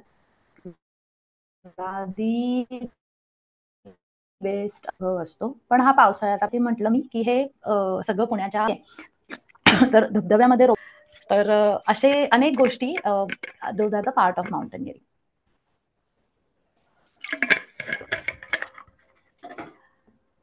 ठीक आहे. सो आपण पुढे जाऊयात. येस. सो आपण आता पुन्हा चर्चेकडे येऊयात. वॉटरफॉलमधनं बाहेर येऊन पुन्हा एकदा चर्चाकडे वळूयात. आणि तुम्हाला असं काय वाटतं की तुम्ही का ट्रेकिंगला जात नाही? जे जातात त्यांनी तर कारण त्यांना माहितीच असेल, पण व्हॉट डू यू थिंक की तुम्हाला काय थांबवतं? मी ती कारणं इथे लिहिलेलीच आहेत, पण या व्यतिरिक्त अजून अशी काही कारणं आहेत का की ते तुम्हाला थांबवतात? आवाज येतोय?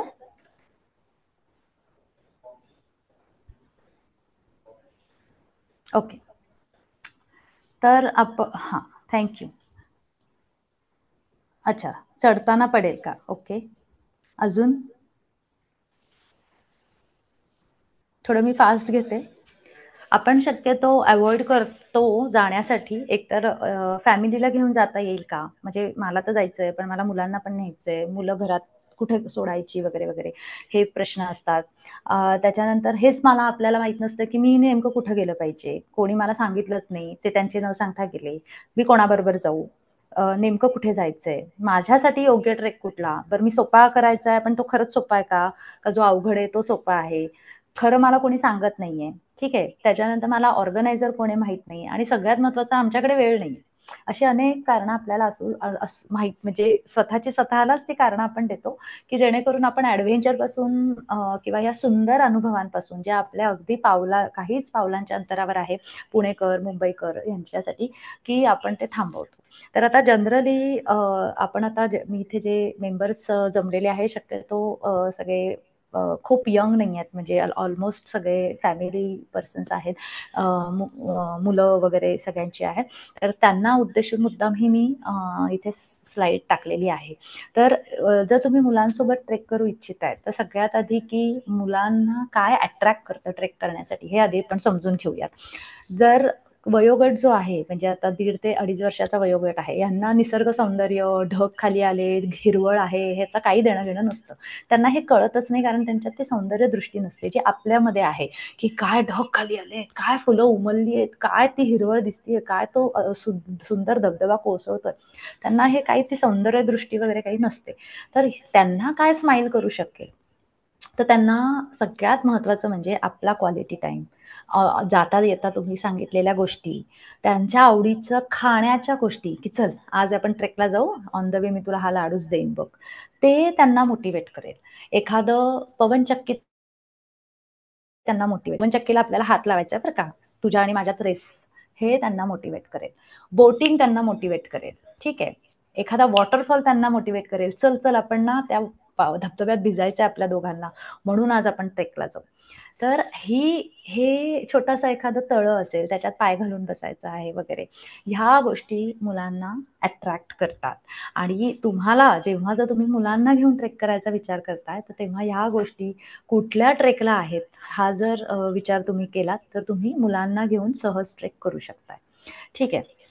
आता आपण मेन मुद्द्याकडे येऊयात की तुम्हाला ट्रेक तर करायचे आहेत, पहिला ट्रेक पण करायचा आहे, पण तुम्हाला स्वतःला कसं प्रिपेअर करायचंय. सो प्रिपेरेशनपेक्षा आत्ता माझी फिटनेस लेवल बुवा काय आहे किंवा what is my fitness level at this moment, किंवा मला ती वाढवायची आहे तर ती कशी. तर इथे आपण जेवढे लोक आहोत साधारण एक 40-45 लोक आपण इथे आहोत, तर सगळ्यांना तुम्हाला विचार करायचा आहे की मी सकाळी उठून म्हणजे आता मी अगदी स्पष्ट सांगते, तुम्ही उद्या म्हटलं तरी ट्रेक करू शकता का, तर हो करू शकता, पण परवा तुम्ही घरात नाही चालू शकत जर तुम्ही उद्या ट्रेकला गेलात तर. का, कारण बॉडी पहिल्याच दिवशी डायरेक्ट एकदम एक्स्ट्रीम त्रास नाही सहन करू शकत. रस्त्यावर चालणं आणि डोंगर दऱ्यामध्ये चालणं ह्याच्यामध्ये फरक आहे. रस्त्यावर सहज तुम्ही 5 काय 10 किलोमीटर जरी पहिल्या दिवशी चालला तरी इतके पाय वगैरे दुखणार नाही, पण पहिल्याच दिवशी तुम्ही 10 किलोमीटर कुठल्या ट्रेकला गेला तर दुसऱ्या दिवशी कदाचित तुम्हाला बॉडी पेन होणं, त्याच्यानंतर बॉडी डिहायड्रेट होणं याचा त्रास होऊ शकतो. हे का होऊ शकतो, कारण डोंगर दऱ्यांमध्ये जो चढ उतार आहे त्याची बॉडीला आपल्या सवय नसते. कधी कधी असं होतं की आपण चालणंच आत्ता विसरलोय, तर त्या चालण्याचीच मुळात आपल्याला सवय नसते, त्याच्यामुळे हा सगळा त्रास आपल्याला जाणवतो. तर ह्याच्यासाठी आधी प्रायमरी महत्वाचं आहे की स्वतःची थोडीशी फिटनेस लेवल करून घेणं. ज्यांना शक्य त्यांनी ह्याचा स्क्रीनशॉट घेऊ शकता. ज्यांना ट्रेकिंग सुरुवात करायची आहे त्यांनी हा स्क्रीनशॉट घेऊ शकता. तर पहिल्या दिवशी 10 किलोमीटर चालायचं आहे का, अजिबात नाही. तर चालण्याची प्रॅक्टिस ही असली च च च च च पाहिजे. जो चालू शकतो तो ट्रेक करू शकतो. रस्त्यावर चालणं, ग्राउंडवर चालणं हे फार गरजेचं आहे. त्या वॉकिंगची मदत आपल्याला डोंगर दऱ्यामध्ये होते. फार नाही, थोडासा का होईना त्यांनी त्रास कमी होतो. ठीक आहे. तर ते किती चाललं पाहिजे, तर साधारण 30 ते 45 मिनिटं स्टँडर्ड जो टाइम आहे तेवढं चाललं पाहिजे. गप्पा मारत चाललं पाहिजे का, अजिबात नाही, एकटं चाललं पाहिजे. घोळक्यात नाही, तुम्ही तुमचं एकटं चाललं पाहिजे, फोकस्ड चाललं पाहिजे की येस मी आज 5 किलोमीटर पुढच्या 45 मिनिटांमध्ये चालणार आहे. दूध आणायला जाऊ, भाजी आणायला जाऊ, येता येता चालत जाऊ हे न करता फोकस्ड इंटेन्शनली तो 1 तास तुम्हाला देणं गरजेचं आहे. तर आपण म्हणू शकतो की येस मी आज 1 तास स्वतःसाठी चालले. आता जेव्हा तुम्ही याचा एक तर तुम्ही स्क्रीनशॉट घ्या किंवा तुम्ही विचार करा की ही वेळ मी कधी देऊ शकते, सकाळी देऊ शकते का संध्याकाळी देऊ शकते. ती वेळ तुम्हाला तिथे लिहायची आहे. ऑफकोर्स आता वर्कशॉपमध्ये आम्ही हे सगळं करायला सांगतो, पण ती वेळ तिथे लिहायची की हो मी सकाळी 5ला उठेल आणि 5 ते 6 मी सकाळी चालायला जाईल किंवा संध्याकाळी ऑफिसवरनं मी येईन, चहा घेईन, थोडंसं काहीतरी खाईन आणि मी चालायला जाईल. ती वेळ फॉलो करणं फार गरजेचं आहे. तर आता ह्याचा सिक्वेन्स कसा आहे हे तेवढाच गरजेचा आहे. तर पहिल्या दिवशी 5 किलोमीटर 45 मिनिटं अजिबात नाही. पहिला आठवडा आपण असं समजा आपण महिनाभर स्वतःला प्रिपेअर करतोय आणि महिन्याभरामध्ये आपल्याला 4 किलोमीटर ते 5 किलोमीटर स्वतःला न्यायचं आहे. तर हा चार्ट तुम्ही वापरू शकता. तर पहिल्या आठवड्यामध्ये तुम्हाला फक्त 1.5 ते 2 किलोमीटर स्वतःला ताणायचं आहे. ओके. अजिबातच ज्यांना सवय नाही त्यांच्यासाठी हा चार्ट महत्वाचा आहे. कारण आपल्याला ट्रेकला जायचंय. ठीक आहे. तर पहिल्या आठवड्यामध्ये 1 ते 2 किलोमीटर बास. भले तुम्हाला बॉडी सांगेल की चल अजून 5 किलोमीटर, अजून 2 किलोमीटर आपण वाढवू, तरी थांबायचं आहे. तो कट ऑफ घेणं फार गरजेचं आहे. कारण तो पहिला आठवडा आहे. दुसऱ्या आठवड्यामध्ये तो जो 1.5 ते 2 किलोमीटरचा बाण आहे तो थोडासा वाढवून आपल्याला 2.5 ते 3 किलोमीटरवर न्यायचा आहे. तिसऱ्या आठवड्यामध्ये 4 किलोमीटर आणि मग 4.5 ते 5 किलोमीटर असा तो प्रोग्रेसिव्ह ग्राफ केला पाहिजे. आणि एक दिवस रेस्ट करून तुम्ही पुन्हा ती प्रॅक्टिस कंटिन्यू करू शकता. ह्याचा बेनिफिट असा होतो की एकतर इव्हेंच्युअली प्रोग्रेस केल्यामुळे तुम्हाला फार त्रास होत नाही. दुसरं म्हणजे तुम्हाला स्पीड येतो आणि तिसरं म्हणजे तुमचं ब्रीदिंग टेक्निक तुम्हाला कळतो की माझं ब्रीदिंग पॅटर्न काय आहे, कुठे गेल्यावर मला किती फास्ट चालल्यावर मला दम लागतोय.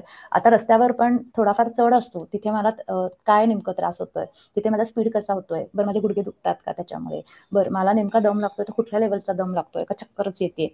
हे सगळ्या गोष्टी आपल्याला घराच्या आजूबाजूला कळू देत ना, डायरेक्ट डोंगरात जाऊन कशाला कळल्या पाहिजे. तर ह्याच्यासाठी म्हणून ही प्रॅक्टिस गरजेची आहे. ठीक आहे. सो ह्या पद्धतीने तुम्ही सुरुवात केली तर तुम्हाला हे कळेल की माझी फिटनेस लेवल काय आहे. नसेल तर ती ऑफकोर्स तुम्ही इम्प्रूव्ह करू शकता, त्या लेवलवर येऊ शकता. दुसरं असतं की अरे ट्रेकला तर जायचंय पण कोणी माझ्यासोबत येत नाही. मग ट्रेकमध्ये माझी फॅमिली माझे ट्रेक बडी होते, माझी मुलगी माझी ट्रेक बडी होती. आपल्याला आपला ट्रेक बडी शोधायचा आहे.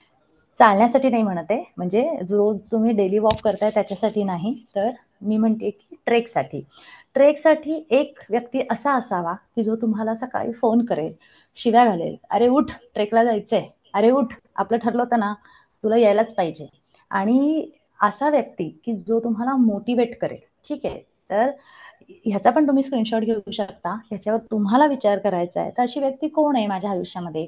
माझे फॅमिली मेंबर्स आहेत का, शाळेतली एखादी माझी मैत्रीण आहे, मित्र आहे, ऑफिसमधला माझा कलिग आहे का, माझे आई वडील माझे बेस्ट पार्टनर असू शकतात, मी ज्या योगा क्लासला जातेय, जिमला जातेय त्यातला कोणी माझा बडी पेअर आहे का, नेचर लव्हर्स ज्याला एखाद्याला फोटोग्राफी करायला आवडतीये असा कोणी व्यक्ती आहे का, जो मला पुल करेल की नाही नाही चल मला माहित नाही तुला यायचंच आहे माझ्याबरोबर, आणि जो मला हात धरून नेईल अशी कोणी व्यक्ती तुम्हाला शोधायचं आहे. सगळ्यात महत्वाचं म्हणजे आपण मगाशी म्हणालो तसं की महाराष्ट्राच्या आजूबाजूला आपण फॅमिलीला घेऊन कुठे जाऊ शकतो. गड किल्ले हा तर अविभाज्य घटक आहेच महाराष्ट्राचा, पण या व्यतिरिक्त जंगल आहेत, ट्रेल्स आहेत. जंगलं म्हणजे अभयारण्य आपल्या इथे आहे. ट्रेल म्हणजे एका जसं कात्रज सिंहगड हा एक ट्रेल आहे. ऑफकोर्स तो सोपा नाही आहे, बिगिनरला मी कधीच रेकमेंड करणार नाही, पण मी उदाहरण म्हणून तुम्हाला सांगते. मगाशी सरांनी सांगितलं तसं वॉटर देवकुंड नावाचा वॉटरफॉल आपल्या इथे आहे, पण ते सीझनल गोष्टी आहेत. असे वॉटरफॉल आपल्या इथे एखाद्या किड्स कॅम्पला तुम्ही जाऊ शकता मुलांसोबत, कॅम्पिंग करू शकता तुम्ही. त्याच्यानंतर भोरगिरी भीमाशंकर सारखे जंगल ट्रेक्स आहेत, ऑफबीट ट्रेक्स आहेत. इतके किल्ले आहेत आपल्या महाराष्ट्रामध्ये की जे टच पण लोकांना नावं देखील माहिती नाही आहेत. जुन्नरमध्ये जा तिथे तुम्हाला 7-8 किल्ले दिसतील. जुन्नर म्हणजे हार्डली 2-2.5 तास रनिंग आहे आपल्या इथून पुण्यातनं. हिमालयन ट्रेक्स आहेत. तर ह्या सगळ्या गोष्टी इतकं हे प्रचंड आहे ना, म्हणजे काय म्हणू शकतो आयुष्य कमी पडेल पण ही लिस्ट संपणार नाही, एवढं सगळं हे प्रचंड व्हास्ट आहे. तर ह्या अशा ठिकाणी तुम्ही फॅमिली सोबत जाऊ शकता. मला सांगायचा उद्देश एकच आहे की आपल्याला हा जो प्रश्न पडतो की मी हा शनिवार रविवारी कुठे जाऊ, कुठे गेलं पाहिजे, मुलांना घेऊन कुठे जायचे, तर बघा या ऑप्शनवर तुम्ही विचार करू शकता. आणि इथे चालक आहेत त्यांना मी खरंच विनंती करेल, आपण मॉलमध्ये 4 तास आपले सहज जातात, 8 तास एखाद्या किल्ल्यावर मुलांना घेऊन गेलात तर नक्कीच त्यांना इतिहास कळेल, त्यांना भूगोल कळेल, त्यांना प्रदेश कळतील, महाराष्ट्रामध्ये किती तालुके आहेत, कुठल्या तालुक्यामध्ये हा किल्ला आहे, कुठल्या जिल्ह्यामध्ये हा किल्ला आहे, त्याचा इतिहास काय होता. छावा चित्रपटाची आता दणदणीत सगळीकडे व्हायरल होत आहेत या गोष्टी. हे पिक्चरवर न दाखवता जर आपण त्यांना गड किल्ल्यांवर नेऊन बघ हा इतिहास इथे घडला होता, इथे ह्या प्रकारे लढाई झाली, हे इतकं मुलांना कनेक्ट करतात ह्या गोष्टी. त्यांना तुम्हाला इतिहासाचं पुस्तक घेऊन वेगळा इतिहास समजवायची गरजच लागत नाही, कारण त्यांनी ते जिवंतपणे तिथे ते बघत असतात. त्यांना किल्ला म्हणजे काय हे कळतं, किल्ल्याचं आर्किटेक्ट मुलांना समजायला लागतं. नुसते किल्ले नाही, महाराष्ट्रामध्ये प्रचंड देवळं आहेत, अप्रतिम सौंदर्याने नटलेली देवळं आहेत की जे म्हणजे कार्विंग भयानक काय म्हणू शकतो, त्याच्यात जीव ओतून ओतून त्या लोकांनी केलेल्या गोष्टी आहेत. हे इतकं सगळं म्हणजे नयन दिप्य आहे की आपले विचार करून पण आपल्याला मेंदूची विचारशक्ती कमी पडते, इतकं सगळं भव्य दिव्य आहे. तर ह्या गोष्टी दाखवणं आपलं काम आहे, तरच आपली संस्कृती, तरच आपला इतिहास पुढच्या पिढीला कळेल. नाही तर मग जे आहे ते तिथे आहेच. ओके, तर आपला हा जो काही क्राऊड आहे यांना मी फक्त एक विनंती करते की आपण सगळ्यांनी छावा आत्ता आलाय म्हणून मी तो मुद्दाम तो संदर्भ घेते की आपण एखादा मूवी बघतो, आपल्याला वाईट वाटतं, आपल्या भावना जागृत होतात आणि आपण कनेक्ट होतो, पण त्याच्यात मी काय केलं पाहिजे, माझं कॉन्ट्रीब्युशन काय आहे माझ्या महाराष्ट्रासाठी, माझ्या मातीसाठी, एवढं जरी केलं ना आपण की मुलांना गड किल्ल्यांवर नेणं, बास खूप मोठं कॉन्ट्रीब्युशन असेल हे. कारण त्यांना हे जर कळलंच नाही की ते पडद्यावर दिसणारं खरं होतं आणि ते नक्की कुठे खरं झालंय, तर ते कनेक्टच होणार नाहीत ते एकमेकांशी. पडद्यावर पिक्चर दाखवणं सोपं असतं, पण अशा दऱ्याखोऱ्यात नेऊन त्यांना तिथे ती स्टोरी ऐकवली तर ती जास्त ते पटकन कनेक्ट होईल, असं माझं एक कळकळीची भावना सगळ्यांना विनंती म्हणेन मी की खरंच ह्या मुलांना आणि तिथे ते पुस्तक मुलांना वाचून दाखवा की हा इतिहास इथे घडलाय बरं का, हा तानाजी मालुसरे इथून असे आले होते, इथून ते त्यांनी रोप लावला, इथून ते क्लाइंब केले, बघ खाली वाकून किती मोठी दरी आहे वगैरे वगैरे. ह्या गोष्टी आपण जेव्हा दाखवल्या तर तो इतिहास आणि गड किल्ले महाराष्ट्राचे मुलांशी कनेक्ट होऊ शकतात आणि हे वैभव आहे आपलं, त्यामुळे याचा अभिमान असलाच पाहिजे आपल्याला, नाही का. ओके, तर तुम्ही ह्याचा स्क्रीनशॉट घेऊ शकता. आपल्या आजूबाजूच्या ज्या हाईक्स आहेत, ट्रेक्स आहेत, हे ह्याचे म्हणजे हे सगळे माझे झालेले आहेत, त्याच्यापेक्षा जास्त झालेले आहेत, हे करा.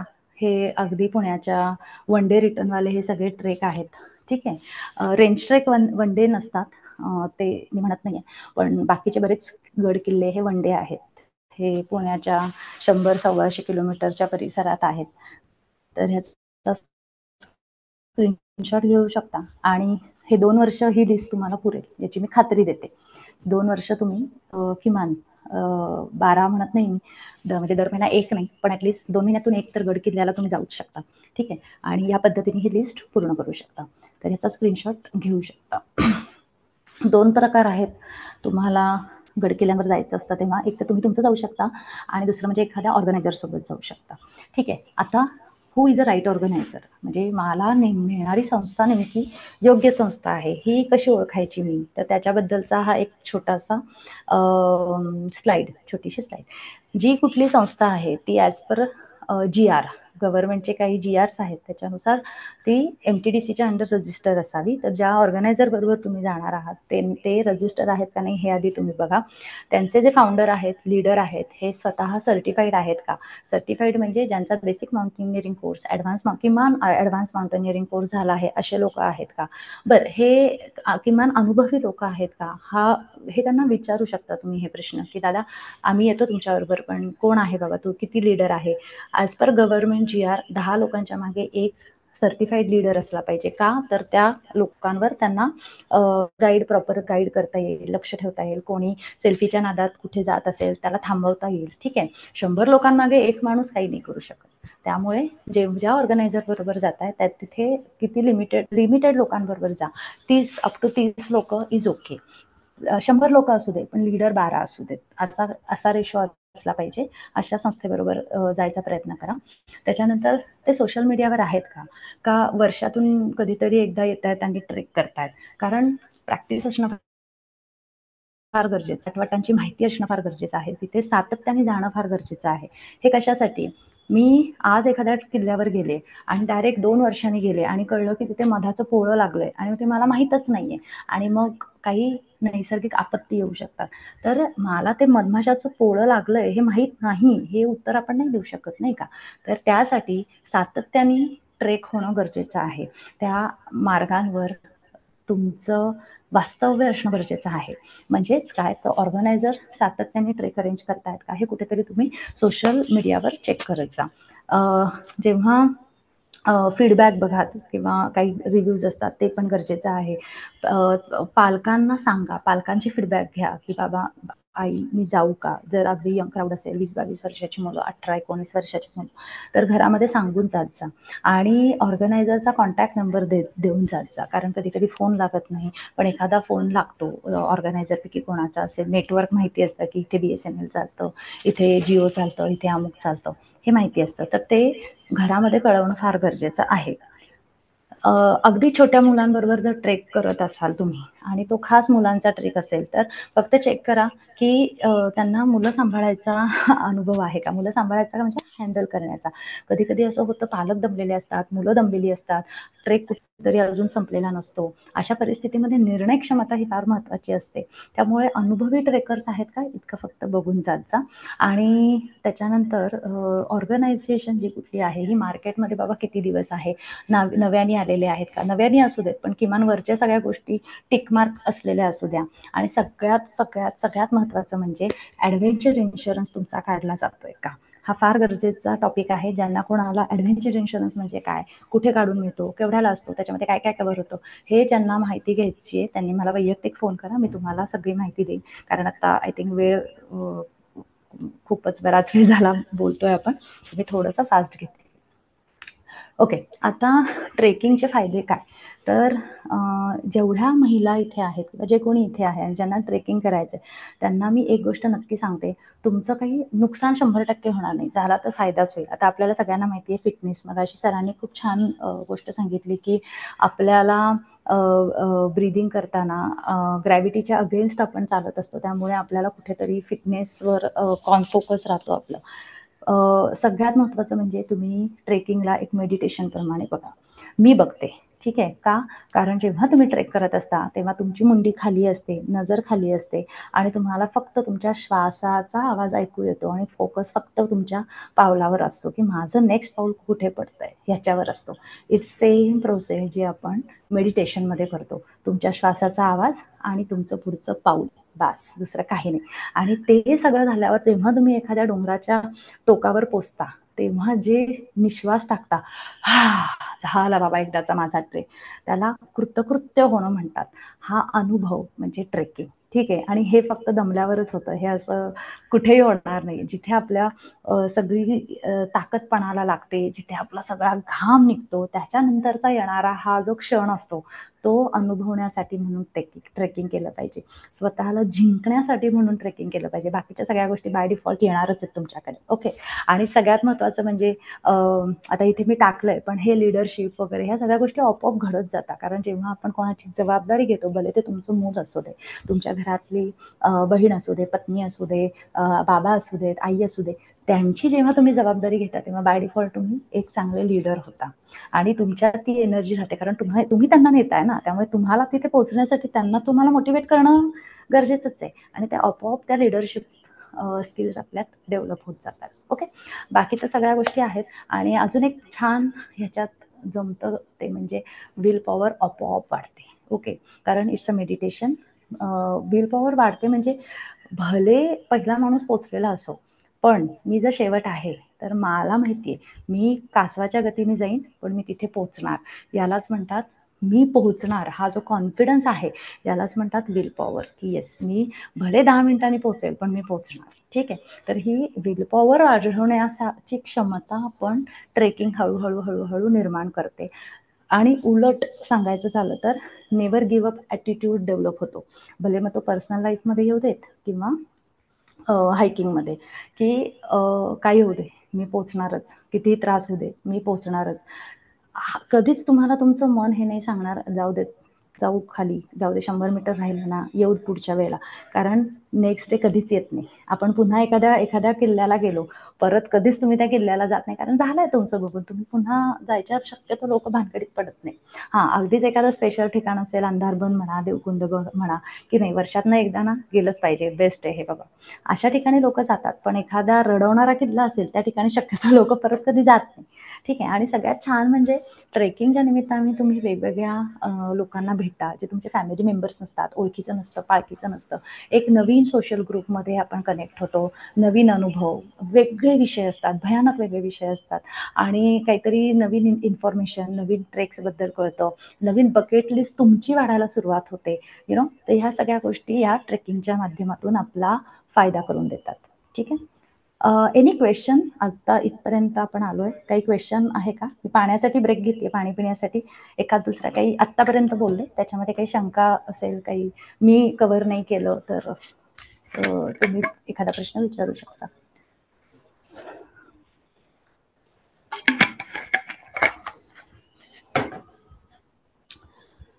आहे काही शंका?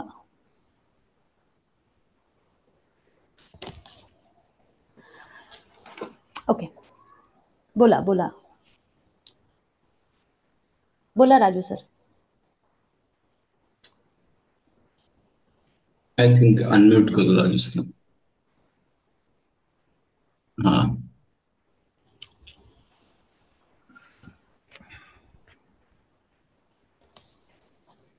येस सर, बोला, अनम्यूट कर. येस, थँक आवाज नाही येते सर मला. जरा ट्रॅव्हलिंग मध्ये म्हणून शायद हा आवाज हा येत नाही. मी हा व्हिडिओ हा बंद करतो. हो, बोला बोला बोला. खूप चांगली एकदम चित्तथरारक कहाणी तुमची, एकदम खूप छान वाटतं एकदम. तशी आपण पण डेअरिंग करायची म्हणून असं.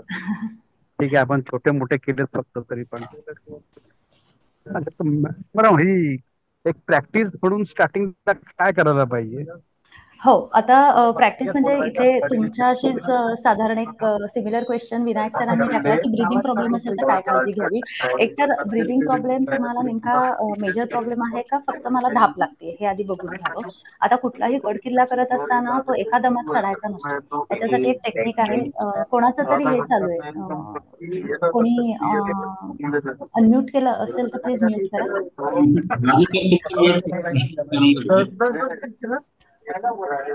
ब्रीदिंग प्रॉब्लेम मुळामध्ये नेमका मेजर आहे का धाप लागणं हा विषय आहे. तर याच्यासाठी रनिंग हा बेस्ट ऑप्शन आहे. आणि सगळ्यात म्हणजे जेव्हा तुम्ही ट्रेक करत असाल आणि समजा तुम्हाला रनिंगची प्रॅक्टिस नसेल तर ब्रिस्क वॉकिंग म्हणजे फास्ट चालणं याची प्रॅक्टिस असावी. ती हळूहळू डेव्हलप होत जाईल. मगाशी आपण जो चार्ट बघितला त्या चार्टच्या माध्यमातून तुम्ही हळूहळू ती ब्रीदिंग टेक्निक अडॉप्ट करू शकता. तिसरं महत्वाचं म्हणजे जेव्हा तुम्ही गड किल्ल्यांवर जाता तेव्हा तुम्हाला एखादी चढण लागते, भले मग ती एखाद्या वॉटरफॉलच्या ह्याच्यात असेल, जंगलाच्या ह्याच्यामध्ये असेल, कुठेही जिथे चढण लागते, तेव्हा एक सिंपल टेक्निक मला इथे सांगायला आवडेल. ते म्हणजे तुम्ही 10 पावलं जा, 10 पावलं नॉनस्टॉप चाला, काउंट करा. 1 2 3 4 5 6 7 8 9 10. 1 मिनिट थांबा, कमरेवर हात ठेवा, आकाशाकडे बघा, एकदा मोठा श्वास सोडा. नाक शक्यतो आपण काय करतो, तोंडाने श्वास घेतो आणि तोंडाने सोडतो. आपला नाकाचा वापरच करत नाही. आयडरी नाकाने श्वास घ्यायचा आणि तोंडाने सोडायचा जेव्हा आपण एलिव्हेशनकडे असतो, आणि तो जोरात सोडा. म्हणजे पूर्ण तुमचं ते हार्डली 3 ते 4 या ब्रीदिंग स्ट्रोक्समध्ये तुमचं ब्रीदिंग नॉर्मल होऊन जातं. तिसरं महत्वाचं म्हणजे चौथं महत्वाचं म्हणजे की 10 पावलं चालल्यानंतर एक हार्डली 2 सेकंदाचं थांबा, 2 सेकंद थांबा. एक हार्डली काउंट करा, 5 सेकंदाचा गॅप घ्या, परत 10 पावलं चाला. असं करत करत तुम्ही सबमिट पर्यंत कधी पोहोचताय हे पण तुम्हाला कळणार नाही. आणि अगदी मोठ्या ढांगा टाकायची गरज नाही, पळत जाण्याची गरज नाही, कारण trekking is not equal to competition. ही काही आपल्याला कोणी तिथे मेडल देणार नाही, ऑर्गनायझर पण कोणी मेडल देत नाही, ना सरकार मेडल देत. ओके, हे आपण आपल्या आनंदासाठी करतोय, त्यामुळे ह्याला कॉम्पिटिशन नका समजू. तुम्ही तुमचा एक नॉर्मल पेस पकडा, तुमची गती तुम्हाला माहितीये, तर तुमच्या तुमच्या गतीने जा, जिथे आपल्याला शारीरिक त्रास होणार नाही किंवा आपण उगाचच खूप स्वतःला खेचून चालणार नाही. अशा ठिकाणी प्रॅक्टिस करत असताना फक्त एवढी काळजी घ्या की तुम्ही बेबी स्टेप टाका, छोटे पावलं टाका. जगाशी म्हटले तसं 10-20 पावलं टाकायची, 5 सेकंद थांबायचं, परत 10-20 पावलं टाकायची. अशा पद्धतीनेच एखादी चढण कंप्लीट होते. दना चालून काही हाती लागणार नाही, फक्त आपण धापा टाकत बसतो. त्यामुळे आय होप सर मी तुमच्या प्रश्नाचं उत्तर दिलंय. येस. या ओके चलो. आता थोड्या महिला इथे जास्त आहेत किंवा तुमच्या घरातल्या जे कोणी आहेत त्यांनी हा मेसेज पास करावा की महिलांनी का ट्रेक करावा. सगळ्यात महत्त्वाचं म्हणजे स्वराज्य व्हावं ही श्रींची इच्छा. हा डायलॉग आपल्याला माहिती आहे, पण ही आधी जिजामातांची इच्छा होती. तर जेव्हा एखादी स्त्री ट्रेकला जाईल घरातली, तेव्हा ती जाईल, निसर्गाशी कनेक्ट होईल, इतिहासाशी कनेक्ट होईल, भूगोलाशी कनेक्ट होईल आणि ते घरात आल्यावर ती सांगते, बाळा मी आज हे पाहिलं बरं का, तिथे महाराजांनी अशी लढाई केली होती, हे केलं होतं, तिथे असं भौगोलिक हे होतं, तिथे अशी 7 तळी होती, तिथे असं जंगल होतं. आपोआप मुलांमध्ये तो इंटरेस्ट निर्माण होतो. ते मूल म्हणणारच आहे, आई मला घेऊन जा गं. जेव्हा जसं आपण म्हणतो एखादी स्त्री शिकली की ती सगळं घरादाराला शिकवते, त्या पद्धतीनेच हे आहे. सगळ्यात दुसरं म्हणजे लेडीजमध्ये हॅपी हार्मोन्स खूप कमी असतात, कारण सगळं सांभाळून काय म्हणू शकतो अनेक अनसेड जबाबदाऱ्या असतात. त्या जबाबदाऱ्या सांभाळता कुठेतरी जो काही हार्मोनल इम्बॅलन्स झालेला असतो, शक्यतो हा प्रॉब्लेम आपल्याला प्रेग्नन्सीनंतर होतो, मूल झाल्यानंतर होतो. आणि त्या चक्रातून बाहेर येण्यासाठी ट्रेकिंग ही खूप सुंदर ॲक्टिव्हिटी आहे. मी आत्तापर्यंत जवळजवळ 200 महिला कंटिन्यू माझ्याबरोबर ट्रेकला गेल्या 2 वर्षात खूप महिलांमध्ये मी आहे. इतक्या प्रचंड प्रमाणात बदल झालेले आहे, फिटनेस तर वाढलेलाच आहे. त्याच्यानंतर ह्याच्यामध्ये मी जाड आहे, मी बारीक आहे, मी कशी ट्रेक करेल हे विषयच राहत नाही, कारण ट्रेकिंग ही हा एक टीम गेम आहे, इट्स अ टीम ॲक्टिव्हिटी. त्यामुळे एक मॉब एनर्जी तुम्हाला चालवतेच. म्हणजे जसं आपण वारीमध्ये बघतो की लोक असंख्य किलोमीटर चालतात, ती वारी तुम्हाला पुढे नाही, तुम्हालाच कळत नाही की आपण कधी पुण्याहून पंढरपूरला पोहोचलो. त्याच पद्धतीने ट्रेकिंग ही मॉब ॲक्टिव्हिटी आहे. तुम्हालाच कळणार नाही की पायथा कुठे होता आणि मी झेंड्यापर्यंत कसं पोहोचले. त्यामुळे माझी अशी रिक्वेस्ट आहे की महिलांनी जास्तीत जास्त ट्रेकिंग हे केलंच पाहिजे, कारण खूप मदत होते. तुम्हाला स्वतःला जिंकल्याचा अनुभव येईल, चिडचिड जर होत असेल ते कमी होईल, कारण त्या उमऱ्याच्या बाहेर आपण कधी पडत नाही. ऑफिस, घर, ते रोजचंच रुटीन ह्याच्यात अडकलेलं असतो. तर त्यानिमित्ताने आजूबाजूला जाणं होईल. बरं, there is a difference between trip and trek. Okay, मी त्याचा एक व्हिडिओ केलाय, तो नंतर पाठवते. तर ह्याच्यामध्ये ट्रेकिंगमध्ये कुठेही लेजर, आरामदायीपणा, खूप काही खूप काही चांगलं चुंगलं हे असं काही नसतं बरं का. इवन वॉशरूम पण नसतात. आपल्याला आडोशाचाच आडोशाची मदत घ्यावी लागते. म्हणजे काय, आपण बॅक टू द नेचर जातो, आपण मातीशी निगडीत होतो, आपण मातीत बसतो, चिखलात बसतो, झाडं झुडपांना हात लावतो. हे जे आता नाही होते सध्या आपल्याकडनं, ह्यामध्ये आपण जातो. त्यामुळे जास्तीत जास्त महिलांनी ट्रेकिंगकडे यावं असं मला वाटतं. बरं, आता हे सगळं करत असताना काय काय होऊ शकतं. छोट्या मोठ्या जखमा होऊ शकतात, प्रचंड डास चावतात, वेगवेगळे किडे चावू शकतात, बॉडी डिहायड्रेट होते, स्वेटिंग प्रचंड होतं, स्किनला त्रास होतो, आपल्या थकवा येतो, चक्कर येऊ शकते, पायात गोळे येऊ शकतात. या सगळ्या गोष्टीतनं आपल्याला जावं लागतं. पण अनुभव माणसाला पुढे नेतो. आणि जे कोणी आपले लीडर आहेत किंवा थोडंसं वाचन करून जर तुम्ही गेलात, एका ट्रेकला त्रास होईल, दुसऱ्या ट्रेकला त्रास होईल, तिसऱ्या ट्रेकला तुमची बॉडी तुम्हाला सांगेल की नाही आता ORS प्यायला पाहिजे बरं का, आता पाणी प्यायला पाहिजे, आता काहीतरी 4 खजूर तोंडात टाकले पाहिजे. ह्या सगळ्या गोष्टी आपल्याला अनुभवातनं शिकायला मिळतात. मग ह्याला घाबरून ट्रेक करायचे नाही का, तर अजिबात नाही. सुरुवात कुठेतरी जर करायची असेल तर मगाशी मी सांगितलं त्या पद्धतीने स्टार्ट विथ स्मॉल, छोट्यातनं सुरुवात होणं अपेक्षित आहे. ठीक आहे, तर हे मी का सांगते इथे की ट्रेकिंग करणं हे सोपं आहे, पण त्याच्या मागे ह्या गोष्टी बाय डिफॉल्ट तुम्हाला चिटकणारच आहेत. ठीक आहे, तर त्यासाठी तुम्ही रेडी असावं ह्यासाठी. आणि सगळ्यात महत्त्वाचं म्हणजे स्किन टॅन होणं, कोणी असू दे, लेडीज जेंट्स डझंट मॅटर, ह्या गोष्टी आपल्याला चिटकणारच आहेत. फक्त ह्याला आपण प्रिपेअर असावं इतकंच. कधी लवकर जेवायला मिळणार, कधी जेवायला मिळणारच नाही, म्हणजे काही होऊ शकतं ट्रेकिंगमध्ये. पण हे सगळ्याला सांभाळून आपला फोकस क्लिअर पाहिजे. मला त्या झेंड्यापर्यंत पोचायचंय, मला ट्रेक पूर्ण करायचा आहे, दॅट्स इट. ओके, आणि सुरक्षित घरी यायचंय. ओके, सो सुरुवात कशी करावी ह्या मुद्द्याकडे आपण येऊयात. ठीक आहे की ठीक आहे स्नेहल, आम्हाला सगळं कळलं, ट्रेकचे बेनिफिट कळले, कनेक्ट करायचं हे कळलं, चालायचं कळलं, पण बाई आम्ही सुरुवात कुठून करू? तर त्याच्यासाठी ही स्लाईड आहे. ओके, तर सगळ्यात आधी नॉर्मल चालायला चालू करा की जेणेकरून तुम्हाला कॉन्फिडन्स येईल की yes I can walk. Okay, मी चालू शकते, मी फास्ट चालू शकते, मी डोंगर दऱ्यामध्ये, चढ उतारावर, दऱ्याखोऱ्यामध्ये, दगडाधोंड्यांवर कुठेही चालू शकते. आधी हा कॉन्फिडन्स येऊ दे. ह्याच्यासाठी आम्ही रस्त्यावर चाललं पाहिजे किमान 3 ते 5 किलोमीटर. ते कसं कशा पद्धतीने हे मगाशी आपण बघितलं. छोटे छोटे ट्रेक, पहिलाच ट्रेक 10 किलोमीटरचा नसावा, 20 किलोमीटरचा नसावा. पहिला ट्रेक 4 ते 8 किलोमीटरचा असावा की जेणेकरून ट्रेक म्हणजे काय ह्याचा छटाकभर अनुभव आपल्याला येईल. मग ह्याच्यासाठी मगाशी मी जी लिस्ट दाखवली त्याच्यामध्ये लोहगड आहे, विसापूर आहे, इकडे मल्हारगड आहे, यासारखे छोटे छोटे किल्ले, टेकड्यांवर जा, कुठेतरी जा, पण अशा ठिकाणी जा जिथे तुम्हाला अप डाऊन अनुभवायला मिळेल, जिथे तुम्ही पडाल, थोडंसं का होईना पडलं पाहिजे, जिथे पडाल, जिथे तुम्हाला कळेल घसरड म्हणजे काय, उतार म्हणजे काय, चढ म्हणजे काय, गुडघ्यावर कसं प्रेशर येतं, गुडघ्यांना नेमकं चढताना पाय कसे लटपटतात, हे अनुभव घेणं गरजेचं आहे. तरच तुम्ही चांगले ट्रेकर होऊ शकता. मग ह्याच्यासाठी म्हणून छोटे ट्रेक करायला पाहिजे. का तर ते 4 किलोमीटरमध्येच तो अनुभव आपल्याला येईल. त्याच्यासाठी 20 किलोमीटर चालायची गरज नाही आपल्याला. आधी 4 किलोमीटरमध्ये हा अनुभव घेतला तर त्याचा त्रास आपल्याला पुढे होणार नाही. ओके, ग्रुप साईज असेल ती 10 ते 30 जणांपर्यंत बघा की जेणेकरून वैयक्तिक लक्ष याचं ना त्याचं तुमच्याकडे राहील. जेव्हा कधी आपण ट्रेक करू तेव्हा तिथे दिलेली जी डिटेल इन्फॉर्मेशन आहे, कधी निघणार आहात, कधी पोचणार आहात, कधी तुम्ही नाश्ता करणार आहात, जेवणार कधी आहात आणि घरी कधी येणार आहात, किती किलोमीटरचा ट्रेक आहे, कुठल्या वेळेपासून कुठल्या वेळेचा आहे, तिथे काय रिस्क आहे, तिथे काय रिस्क नाहीये, तिथे बघायला काय काय आहे, याच्यासाठी आयटनरी वाचणंही तितक्याच गरजेचे आहेत. सोबत काय काय नेलं पाहिजे. जनरली आपण अवॉइड करतो की काय वाचायचं ते माहितीये, पण खूप गोष्टी ह्या गरजेच्या आहेत. थिंग्स टू कॅरी, त्याच्यामध्ये इन्क्लूड काय आहे, एक्सक्लूड काय आहे, हे जर माहीत नसेल तर काय होतं की उदाहरण देते, एखादा ट्रेक आहे त्याच्या आयटनरीमध्ये जर लिहिलंय की जेवण दुपारी 3 वाजता आहे आणि नाश्ता सकाळी 8:30 वाजता आहे, मध्ये खायला आणायचंय का नाही ते आपल्याला माहितीच नसतं कारण आपण वाचलेलं नसतं आणि आपण काही नेत नाही आणि नंतर जी भूक होते मग त्याच्यात आपलं सणकतं किंवा तो जो उशीर असतो तो थोडा सहन करणं अवघड असतं. तर ह्याच्यामध्ये तिथे कुठेतरी लिहिलं आलं असलं पाहिजे की तुम्ही सोबत भूक लाडू कॅरी करा, काहीतरी घरातलं कोरडा खाऊ, ड्रायफ्रुट्स वगैरे कॅरी करा. ह्याच्यासाठी म्हणून ती आयटनरी वाचणं गरजेचं आहे. ठीक आहे. तर महत्व काय आहे, ऍक्शन पॉइंट्स म्हणजे ट्रेकला जाण्याच्या आधी हे छोट्या छोट्या गोष्टी ज्या सहज इग्नोर होतात आपल्याकडनं आणि त्याचा त्रास आपल्याला होतो आणि मग आपल्याला वाटतं ट्रेक करणं अवघड आहे, ट्रेक अवघडच असतात, ट्रेकला त्रास होतो, घरी येऊन मी आजारी पडले, हे ह्या गोष्टींमुळे होतं कारण आपण ह्या छोट्या छोट्या गोष्टी इग्नोर करतो.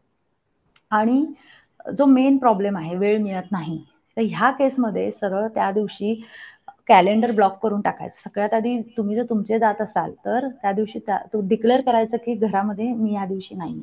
जर तुम्ही एखाद्या ऑर्गनायझर बरोबर जाणार असाल तर आधी पैसे भरून टाका. एकदा पैसे पे केले की आपोआप तुम्ही उठणार आणि तुम्ही जाणार. ओके, पण कधी कधी काय होतं, ग्रँटेड गोष्टी घेतल्या जातात, बघू उठलो तर जाऊ.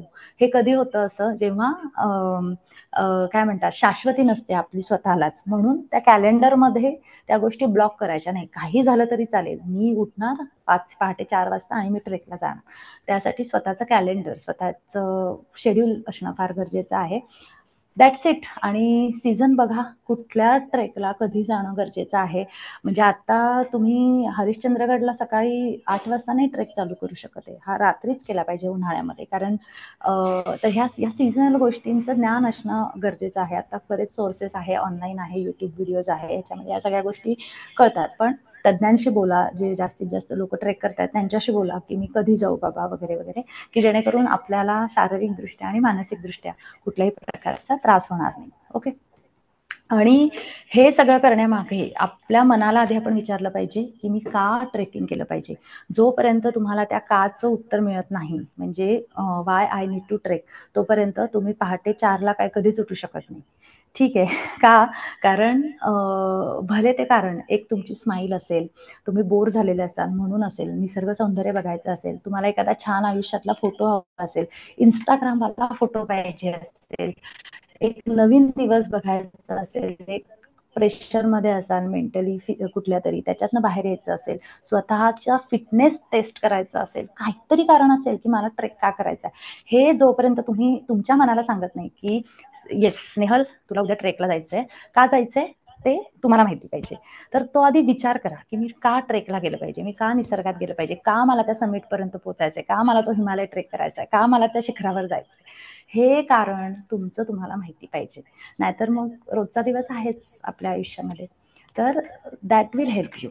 ओके, ते का जर नाही नसेल तर नाही काही मदत होऊ शकत. ओके, सो आता लकीली असं होतं बरं का, आणि हे मी पाहिलंय की आपण आपलं जे दैनंदिन जीवन आहे मनुष्य म्हणून, की शाळेत शिकणं, कॉलेजला शिकणं, नोकरी, घर, मुलं सेटल होतात, आणि आपण ह्याच्यामध्ये कुठेतरी एक जे एज आहे साधारण 30 ते 45 ह्याच्यामध्ये जाणीव व्हायला लागते की हे माझं राहतंय बरं का मागे. मग ह्याच्यामध्ये तुमची फोटोग्राफी असेल, एखाद्या मंदिराबद्दलचा अभ्यास असेल, कधी कधी असं होतं की आपला वैयक्तिक काय म्हणतात इंटेन्शन वेगळं असतं. म्हणजे मला आर्किटेक्चर फार आवडतं, मला मंदिरांचा अभ्यास खूप आवडतो, पण मी LLB झाले का तर घरातल्यांनी मला फोर्स केला किंवा तसाच तो काळ होता. तर मग these activities will help you to come out what you are in real. Okay, म्हणजे आपलं काम आपल्या ठिकाणी ते तर चालूच राहणार आहे, आणि एक असतं आपला आनंद. जर मला एखाद्या मंदिरात जाऊन त्या कातळाचा अभ्यास करण्यात मला जर आनंद येत असेल, so you should take this opportunity, कारण ह्याच संधी तुम्हाला आनंद देणार आहेत. बाकीच्या गोष्टी चालूच असतात आयुष्यामध्ये, नाही का. तर सांगायचा उद्देश काय, तर ट्रेकिंगला जायचं कारण शोधा. कदाचित एखादा वाईल्ड फोटोग्राफर असेल, त्याला एखाद्या पक्षाचं फोटो हवा असेल, एखाद्या प्राण्याचा फोटो हवा असेल, तो त्याच जंगलात जर मिळत असेल त्यांनी देखील ट्रेकला जावं, मिळेल तुम्हाला आज ना उद्या.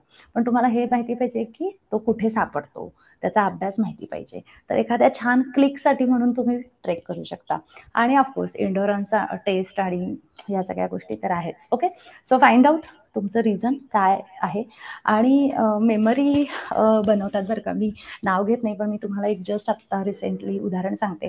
आमच्या एका ग्रुप, म्हणजे आमच्या हा जो लेडीजचा ग्रुप आहे याच्यामध्ये एका मॅडमला एक मेजर हे डिटेक्ट झालं, कॅन्सर. आणि त्यातून बाहेर आल्या फक्त मेमरी बघून की आय एम द बेस्ट, कारण मी कलावंतीन किल्ला केलाय, माझ्यात एवढी क्षमता आहे की मी आज हा किल्ला चढली आहे, म्हणजे मी बेस्ट आहे. आणि ह्या सगळ्या मेमरी तुम्हाला हिलिंगसाठी खूप मदत करतात, कारण तुम्ही कोण आहात हे तुम्हाला त्या मेमरी दाखवतात.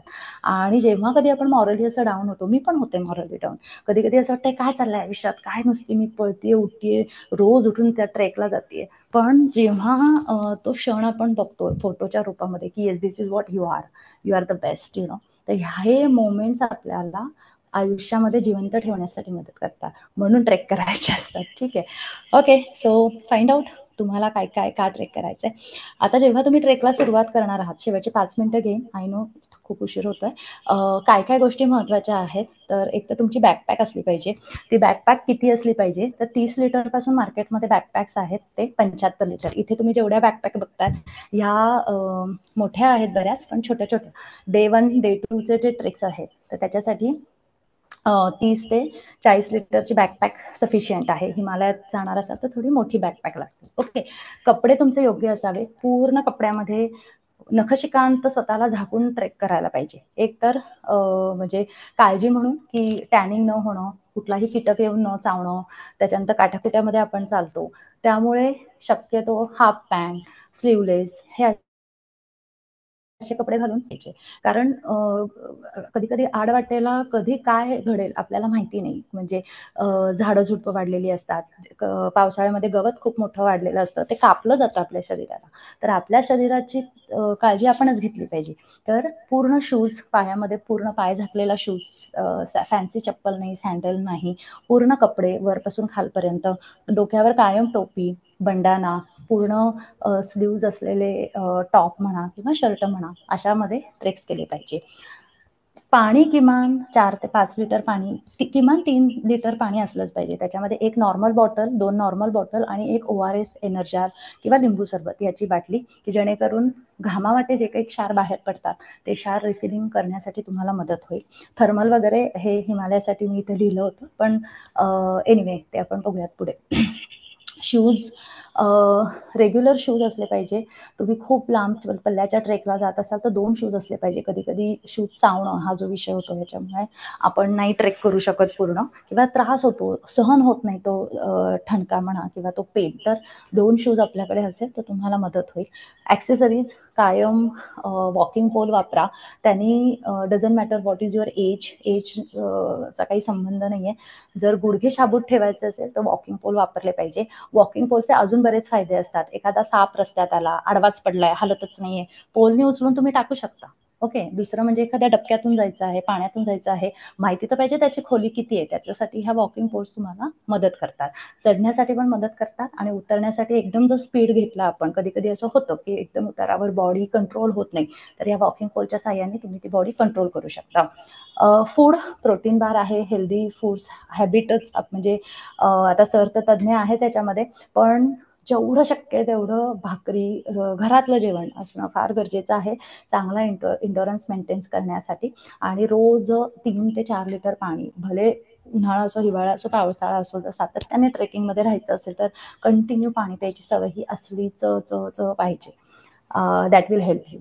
आणि ऑफकोर्स बाकीच्या सगळ्या गोष्टी ज्या अत्यंत महत्त्वाच्या आहेत त्या मी इथे मेन्शन केलेल्या आहेत. तर सर मी हा पुढचं सेशन घेत नाहीये, हिमालयाबद्दल आहे कारण ऑलरेडी 10 वाजले. तर आपण हा परत कधीतरी याला हात घालूयात, स्पेशल हिमालयन ट्रेक्स. पार्ट 2 करू तुमच्या सेशनचा. काय म्हणते? तुमच्याकडे सांगण्यासारखं खूप आहे. हो. आज फक्त एक ही स्लाइड दाखवते की व्हॉट इज जी ट्राईब. तर आमची जी फॅमिली आहे जी ट्राईबची, वेगवेगळे ट्रेकर्स म्हणा, कॉर्पोरेट्स म्हणा, साधारण 10,000 पेक्षा अधिक लोक आमच्याशी कनेक्टेड आहेत. आता जी काही 12 महिने 12 ट्रेक्स ही मोहीम चालली आहे, ही तुम्हीही वैयक्तिक लेवलवर करू शकता. दर महिन्याला एक ट्रेक, सिंपल फंडा तो वापरायचा, पण तो पाळायचा देखील. प्लॅन करणं सोपं असतं पण एक्झिक्युशनच अवघड असतं. पण त्या एक्झिक्युशन मागे राहिलं नाही आपण तर कोणीही ही मोहीम सहज पूर्ण करू शकतो. माझ्या फेसबुक पेजवर जाऊ शकता, तिथे तुम्हाला सगळ्या किल्ल्यांची वगैरे लिस्ट दिसेल. आणि स्नेहल घिरडे टाकलं तर माझी अख्खी कुंडली मिळेल. त्याच्यामध्ये तुम्हाला या सगळ्या छोट्या छोट्या गोष्टी जे मी आता बोलली त्या सापडून जातील. त्याच्यानंतर रिसेंटली आम्ही 12,500 मीटरवर महिलांना घेऊन हिमालयातला पहिला ट्रेक पूर्ण केला. पुढचा जो ट्रेक आहे हा एप्रिलमध्ये मुलं आणि पेरेंट्स ह्याच्यासाठी आहे. तर पटलसू पीक नावाचं मनालीमधलं एक छोटंसं शिखर आहे जे सर्वसामान्य आयुष्यामध्ये कधीच हिमालयात गेले नाही, जायचंय बाबा, कसं असतं, काय असतं, बर्फाला हात लावायचा, हे अशी छोटी छोटी आपली जी स्वप्न असतात त्यांच्यासाठी हा बेस्ट ट्रेक राहील. आणि येस, यापुढे कधी तुम्हाला ट्रेक करायचं असेल प्लीज सरांना सांगा. एक छान पद्धतीने आपण ट्रेकला नक्कीच जाऊ शकतो. आणि मला इथे बोलायची संधी दिली त्याबद्दल मी सर्व 40-50 जे लोक ऑनलाईन आहेत त्यांचे आभार मानते. Thank you so much. Thank you so much. खूप छान सेशन झालं आणि काही प्रश्न आहेत. So मला वाटतंय पहिले मी मॅडमला ऍड्रेस करतो आणि मग प्रश्नांकडे जातो. मॅडम फार बिझी, आधी सांगितलं तसं की त्यांनी एवढ्या बिझी याच्यातून वेळ काढला आणि त्या खरंच अवेलेबल नसतात. आता तुम्ही बघितलं त्यांचं शेड्यूल किती मोठं आहे आणि हे is good storyteller. And आपल्या सगळ्यांना अभिमान असला पाहिजे मॅडमच्या कामाचा, कारण आपण बघतोय की ह्या एवढं यांनी काम मोठं केलेलं आहे. 10,000 लोकांपर्यंत आज पोहोचल्यात त्या. विचार करा. मुळात ट्रेकिंग याचं पण म्हणजे इतके detailing, she has educated us lot. So आपण सगळेजण थँक्यू म्हणूयात मॅडमला. थँक्यू. ग्रेट. अँड मला वाटतं तुमच्यापैकी एक भरपूर लोकांना प्रेरणा मिळाली असेल की का ट्रेकिंग केलं पाहिजे. बरोबर. कोण आहे आज मला फक्त त्याच्याकडनं ऐकायचं की मॅडमकडनं प्रेरणा घेऊन ऍटलिस्ट बाबा मी आता एक तरी ट्रेक करायची सुरुवात तरी करतो. आणि खूप म्हणजे मॅडम जेव्हा विचारत होता की काय काय तर हा ते मग कोणाला म्हणजे मला पण भीती असायची जंगलात कुठला प्राणी वगैरे आला तर. सो नाही, सॉरी टू इंटरप्ट, पण हा ना खूप महिलांना प्रॉब्लेम म्हणजे प्रश्न विचारतात, वाटेत साप येतो का, वाघ दिसतो का. एवढा आपण मनुष्य संख्याच एवढी वाढली की ते बिचारे प्राणी ना आता जंगलात पण सापडत नाही. म्हणजे एखादा वाघ दिसला म्हणजे मी तर म्हणेन आयुष्याचं सोनं झालं माझ्या की मला जंगलात ट्रेक करताना वाघ दिसेल. म्हणजे नाही का इतका तो साप एखादा दिसतो, पण तो बिचारा त्याच्या मार्गाने आपला आवाज ऐकूनच पळून जातो. तोही हो. दिसणं फार दुर्मिळ क्षण आहेत हे. पण हे म्हणजे ही भीती नसली पाहिजे, याचा आनंद मानला पाहिजे की येस, मला तो म्हणजे ओपन असलेला भाग दिसला, मला तो सुंदर अजगर दिसलं, तो साप दिसला. कारण हे सुंदर आहेत या गोष्टी. माणसं बघण्यापेक्षा ते प्राणी बघितलेले कधी चांगले, असं मी म्हणेन. ग्रेट ग्रेट, खूपच छान. सो मॅडमला मी इथं तुमच्या सगळ्यांशी कनेक्ट करून देण्यासाठी मॅडमकडनं त्यांचे जे काही क्रेडेन्शियल्स आहेत, म्हणजे इंस्टाग्राम असेल, फेसबुक असेल, युट्यूब असेल, त्या सगळ्या लिंक्स आपण घेऊयात. आणि किती लोक आपण तयार आहात, जर आपण एक मॅडम सोबत ट्रेक करायचं म्हटलं तर जरा टाईप करा आय. मॅडमला मी सांगतो आमच्या ह्याच्यासाठी एक special trip. Okay, Raju sir सांगतात ते, Ashwini madam, Gayatri madam, Sheetal, Vinayak sir, Chhaya madam, Mohini madam. Great. So 15 लोक झाली तरी आपण जाऊ शकतो सर. आपल्याला अगदी खूप 15 जणांची आहे. मिनिमम 15 असेल तर आपण जाऊ शकतो, कारण आपल्याला ते कमर्शियली बरं पडेल सगळ्यांना. डॉक्टर सोपान आहेत ready, Mahendra Salunke sir ready आहेत, ललिता सोळंके मॅडम रेडी आहेत. क्या बात आहे. उद्या सकाळी निघू. उद्या सकाळी निघू विनायक सर म्हणतात ते.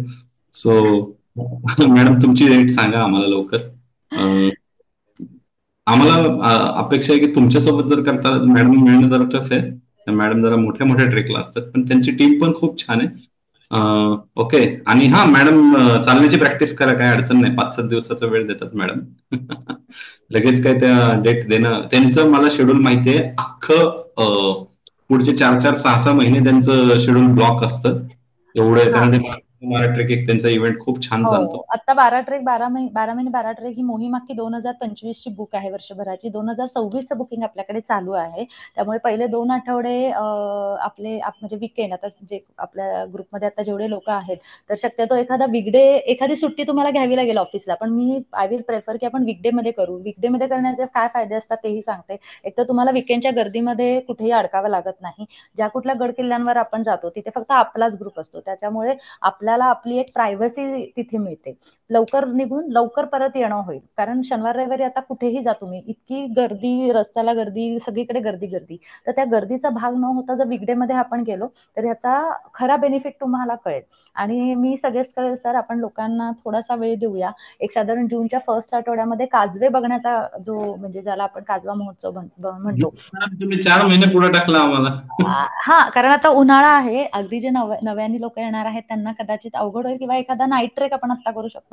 आणि काजव्यांसाठी एक स्पेशल, कारण तिथे लहान मुलं पण येऊ शकतात, कारण सगळ्यांना काजवे 12 महिने नसतात, ते हार्डली ते 15 दिवस असतात. तर तो एक अनौखिक अनुभव कुटुंबासाठी म्हणून एक आपण ठेवू शकतो. किंवा आता जर ट्रेक करायचा असेल तर आय विल सजेस्ट की नाईट ट्रेकच आता होईल, कारण आता सकाळी 10ला पण खूप ऊन लागतंय. वासोटा नाही, वासोटा आता माझी शेवटची बॅच पुढच्या आठवड्यामध्ये आहे, तेव्हा तुम्हाला यायचं असेल तर तुम्ही येऊ शकता. पण तो बिगिनरसाठी नाही आहे, थोडी प्रॅक्टिस असणं गरजेचं आहे, कारण थोडं एलिव्हेटेड ट्रेक आहे. आमच्यासाठी आम्ही म्हणजे जे रेग्युलर प्रॅक्टिस मध्ये असेल त्यांनी नक्की या. इव्हन एखाद दुसरा ट्रेकचा अनुभव असेल असे लोक पण येऊ शकतात. पण अगदी आयुष्यात एकही ट्रेक केला नाहीये त्यांना मी नाहीच रेकमेंड करणार, कारण काय होईल, त्या लोकांना त्रास होईल. कारण ओव्हरनाईट जर्नी, पुन्हा ट्रेक, म्हणजे किमान 18 तासाचा ट्रॅव्हल, म्हणजे येऊन जाऊन सगळं 18-19 तास बॉडी थकणार. पण ज्यांना थोडी सवय आहे त्यांना I would like to welcome. Yes, great. So मॅडमचं खूप, म्हणजे आपण परत एकदा आभार मानूयात संपूर्ण टीम कडनं. सलग 2 तास बोलतात त्या, आणि 1 तास त्यांना द्यायला हवा होता. मलाही माहिती नव्हतं. मी म्हटलं मॅडम ऑनलाईन मीटिंग मध्ये खूप संपतात, पण मॅडमकडे स्टोरीज एवढे आहेत. So hope you all enjoyed this session. आणि सर्वांना मी सांगेल की मॅडमचं बाकीचे सगळे डिटेल्स मी तुमच्यासोबत शेअर करतो, तर त्या नक्की फॉलो करा. 1-2 प्रश्न फक्त मॅडम इथं आहेत ह्यांचे, सरांचे. मी जे एक्सप्लेन केलं या व्यतिरिक्त काही वेगळा प्रश्न असेल तर मला विचारा. कारण रेनी सीझन मध्ये तर त्यांनी ऑलरेडी सांगितलं स्टिक कॅरी करा. त्यानंतर season wise trekking, what we eat बाबतीत मी आहे, काय काळजी करू नका. मॅडमला नका विचारू, मॅडम मला विचारतात ट्रेक मध्ये मी. मॅडम तुमचा एक अनुभव सांगा तुमचा डिटॉक्सचा सर्वांना. हो. आपला म्हणजे मी आधी सगळ्यात डिटॉक्ससाठीच सरांशी कनेक्ट झाले होते. छान वाटलं मला एनर्जी, म्हणजे एक तर भीती वाटली कारण मला सतत काहीतरी ट्रेकच्या ह्यानी नाही का ब्रेक घेतला काहीतरी खा, ब्रेक घेतला खा, ती सवय आहे. फक्त गुड पार्ट इज अवेअरनेस असल्यामुळे हे माहिती आहे की चांगलं खाल्लं पाहिजे. पण कधी कधी आपलं डोकं एका लेवलला येऊन थांबतं की काय चांगलं खाल्लं नाही का, व्हॉट इज दॅट चांगलं, ती डेफिनेशन कळत नाही. तर डिटॉक्सच्या माध्यमातून आम्ही जे काही ऑप्शन्स त्या 3 दिवसामध्ये आम्ही वापरले, आज रेग्युलर मील म्हणून आम्ही ते कंटिन्यू करतोय. त्याच्यामुळे ऑफकोर्स एनर्जी आणि ह्या सगळ्या गोष्टी खूप मदत होते. आणि ट्रेकच्या दिवशी तर ह्याच गोष्टी आम्ही वापरतो. म्हणजे जे डिटॉक्समध्ये आहे बऱ्यापैकी, एक तर बनवायला सोपं, खायलाच सोपं आणि माहिती आहे की हे मला हानिकारक नाही आहे बॉडीला. त्यामुळे that will always help. So madam आता मोठी तयारी करतात ते, अजून एक मोठी मोहीम त्यांनी घेतली, postured while upward and downward. So त्यांनी थोडं पॉस्चर्ड बद्दल गाईड करा ट्रेकच्या वेळेस. ओके. हा ओके. सर सगळ्यात आधी पोस्चर गडबड होते जर तुम्ही अंगावर बॅग घेताय तर बॅग किती असावी, हा किती लांबचा ट्रेक आहे का जवळचा ट्रेक आहे, तर आपण असं समजूयात की साधारण एक नॉर्मल बॅग आपण कॅरी करतोय. तर ह्याच्यामध्ये पोस्चर मध्ये जसं तुम्ही रेग्युलर चालताय तसंच चाललं पाहिजे. फक्त खूप कमरेत वाकलं नाही पाहिजे. ओके. पाठ आपली ताट असली पाहिजे आणि ही पाठ ताट होण्यासाठी तुम्हाला चांगल्या क्वालिटीची बॅग मदत करेल. जर बॅग हेवी, आणि थोडं प्रयत्न करायचा की बॅग हेवी घेऊनच ट्रेक केले पाहिजे. जी कुठली बॅग आहे तुमची ती आपल्या बम्सवर आदळली नाही पाहिजे. जसे कॉलेजचे मुलं नाही का धपाक धपाक चालताना तो आवाज येतो, बॅग उडते मागणं, तशी नाही असली पाहिजे. ती आपल्या माकड हाडाच्या कायम वरच असली पाहिजे आणि आपल्या पाठीला पूर्ण चिटकून असली पाहिजे. हे जर बॅगेचं आधी स्ट्रक्चर नीट असेल, पोस्चर नीट असेल, तर आपोआप तुमचं बॉडीचं पोस्चर पण नीट राहील असं मला वाटतं. म्हणजे हे आम्ही फॉलो करतो म्हणून मी सांगते. पण ह्या अपवर्ड डाऊनवर्ड्स वाईज पोस्चर हे मला प्रश्न नीट कळला नाही, तर मला नंतर हे करा, मी अजून एक्सप्लेन करेन. सो वेळ अलाव करत नाहीये, अदरवाईज आपण अजून कंटिन्यू केलं असतं. So yes yes. Once again thank you all of you. 30 लोक इथे शेवटपर्यंत आहेत, हे तुमचे डायहार्ड फॅन झालेत मॅडम. थँक्यू. तुमच्याकडून थँक्यू. एक छान सगळ्यांनी ऑनलाईन आले तर पटकन एक छोटासा फोटो घेऊयात की मलाही छान आठवण. सगळ्यांनी व्हिडिओ, ज्यांना शक्य आहे त्यांनी व्हिडिओ ऑन करा. डॉक्टर सोपान आहेत, मोहिनी मॅम आहेत, रीमा मॅडम आले तिथं, दीपक सोनवणे सर आहेत, Chhaya madam, Ashwini madam, Neelam madam चिपळूणहून जॉईन झाले, त्यांची पहिली इन्फॉर्मेशन नाईट आहे. हाय. अरे छान, अनेक अनेक महिलांना बघून छान वाटलं मला. Thank you so much. आमच्याकडे 90% कम्युनिटी ती आहे. Okay okay okay. somebody take a photo. मी एक स्क्रीनशॉट घेतलाय, बट कोणीतरी फोटो घ्यायचा असेल तर. अरे आमचे संदीप येवले सर पण दिसतात आम्हाला. हे आमचे इकडचे मावळचे एकदम खंबीर नेतृत्व आहे. हे आम्हाला ट्रेकला नेतात, डोंगरावर झाडं लावतात, त्या झाडांना आमच्या पाणी लावून देतात. आता साहेबांचं सायकलिंग चालू आहे, मॅरेथॉन साठी करतात ते, म्हणजे आयर्नमॅनच्या ट्रायथलॉन. या वा. स्विमिंगला जाणार असेल तर मला सांगा, मलाही आवडेल यायला सर. ऑलराईट. सगळ्यांचे व्हिडिओ पाहून खूप छान. Once again thank you. आणि मॅडम बरोबर आपण एक रिपीट सेशन नक्की घेऊया, हिमालयाच्या त्यांचे किस्से ऐकूया. हो. Yes, thank you so much once again. Thank you and thanks for joining. भेटू परत. येस, नक्कीच. बाय. Good night.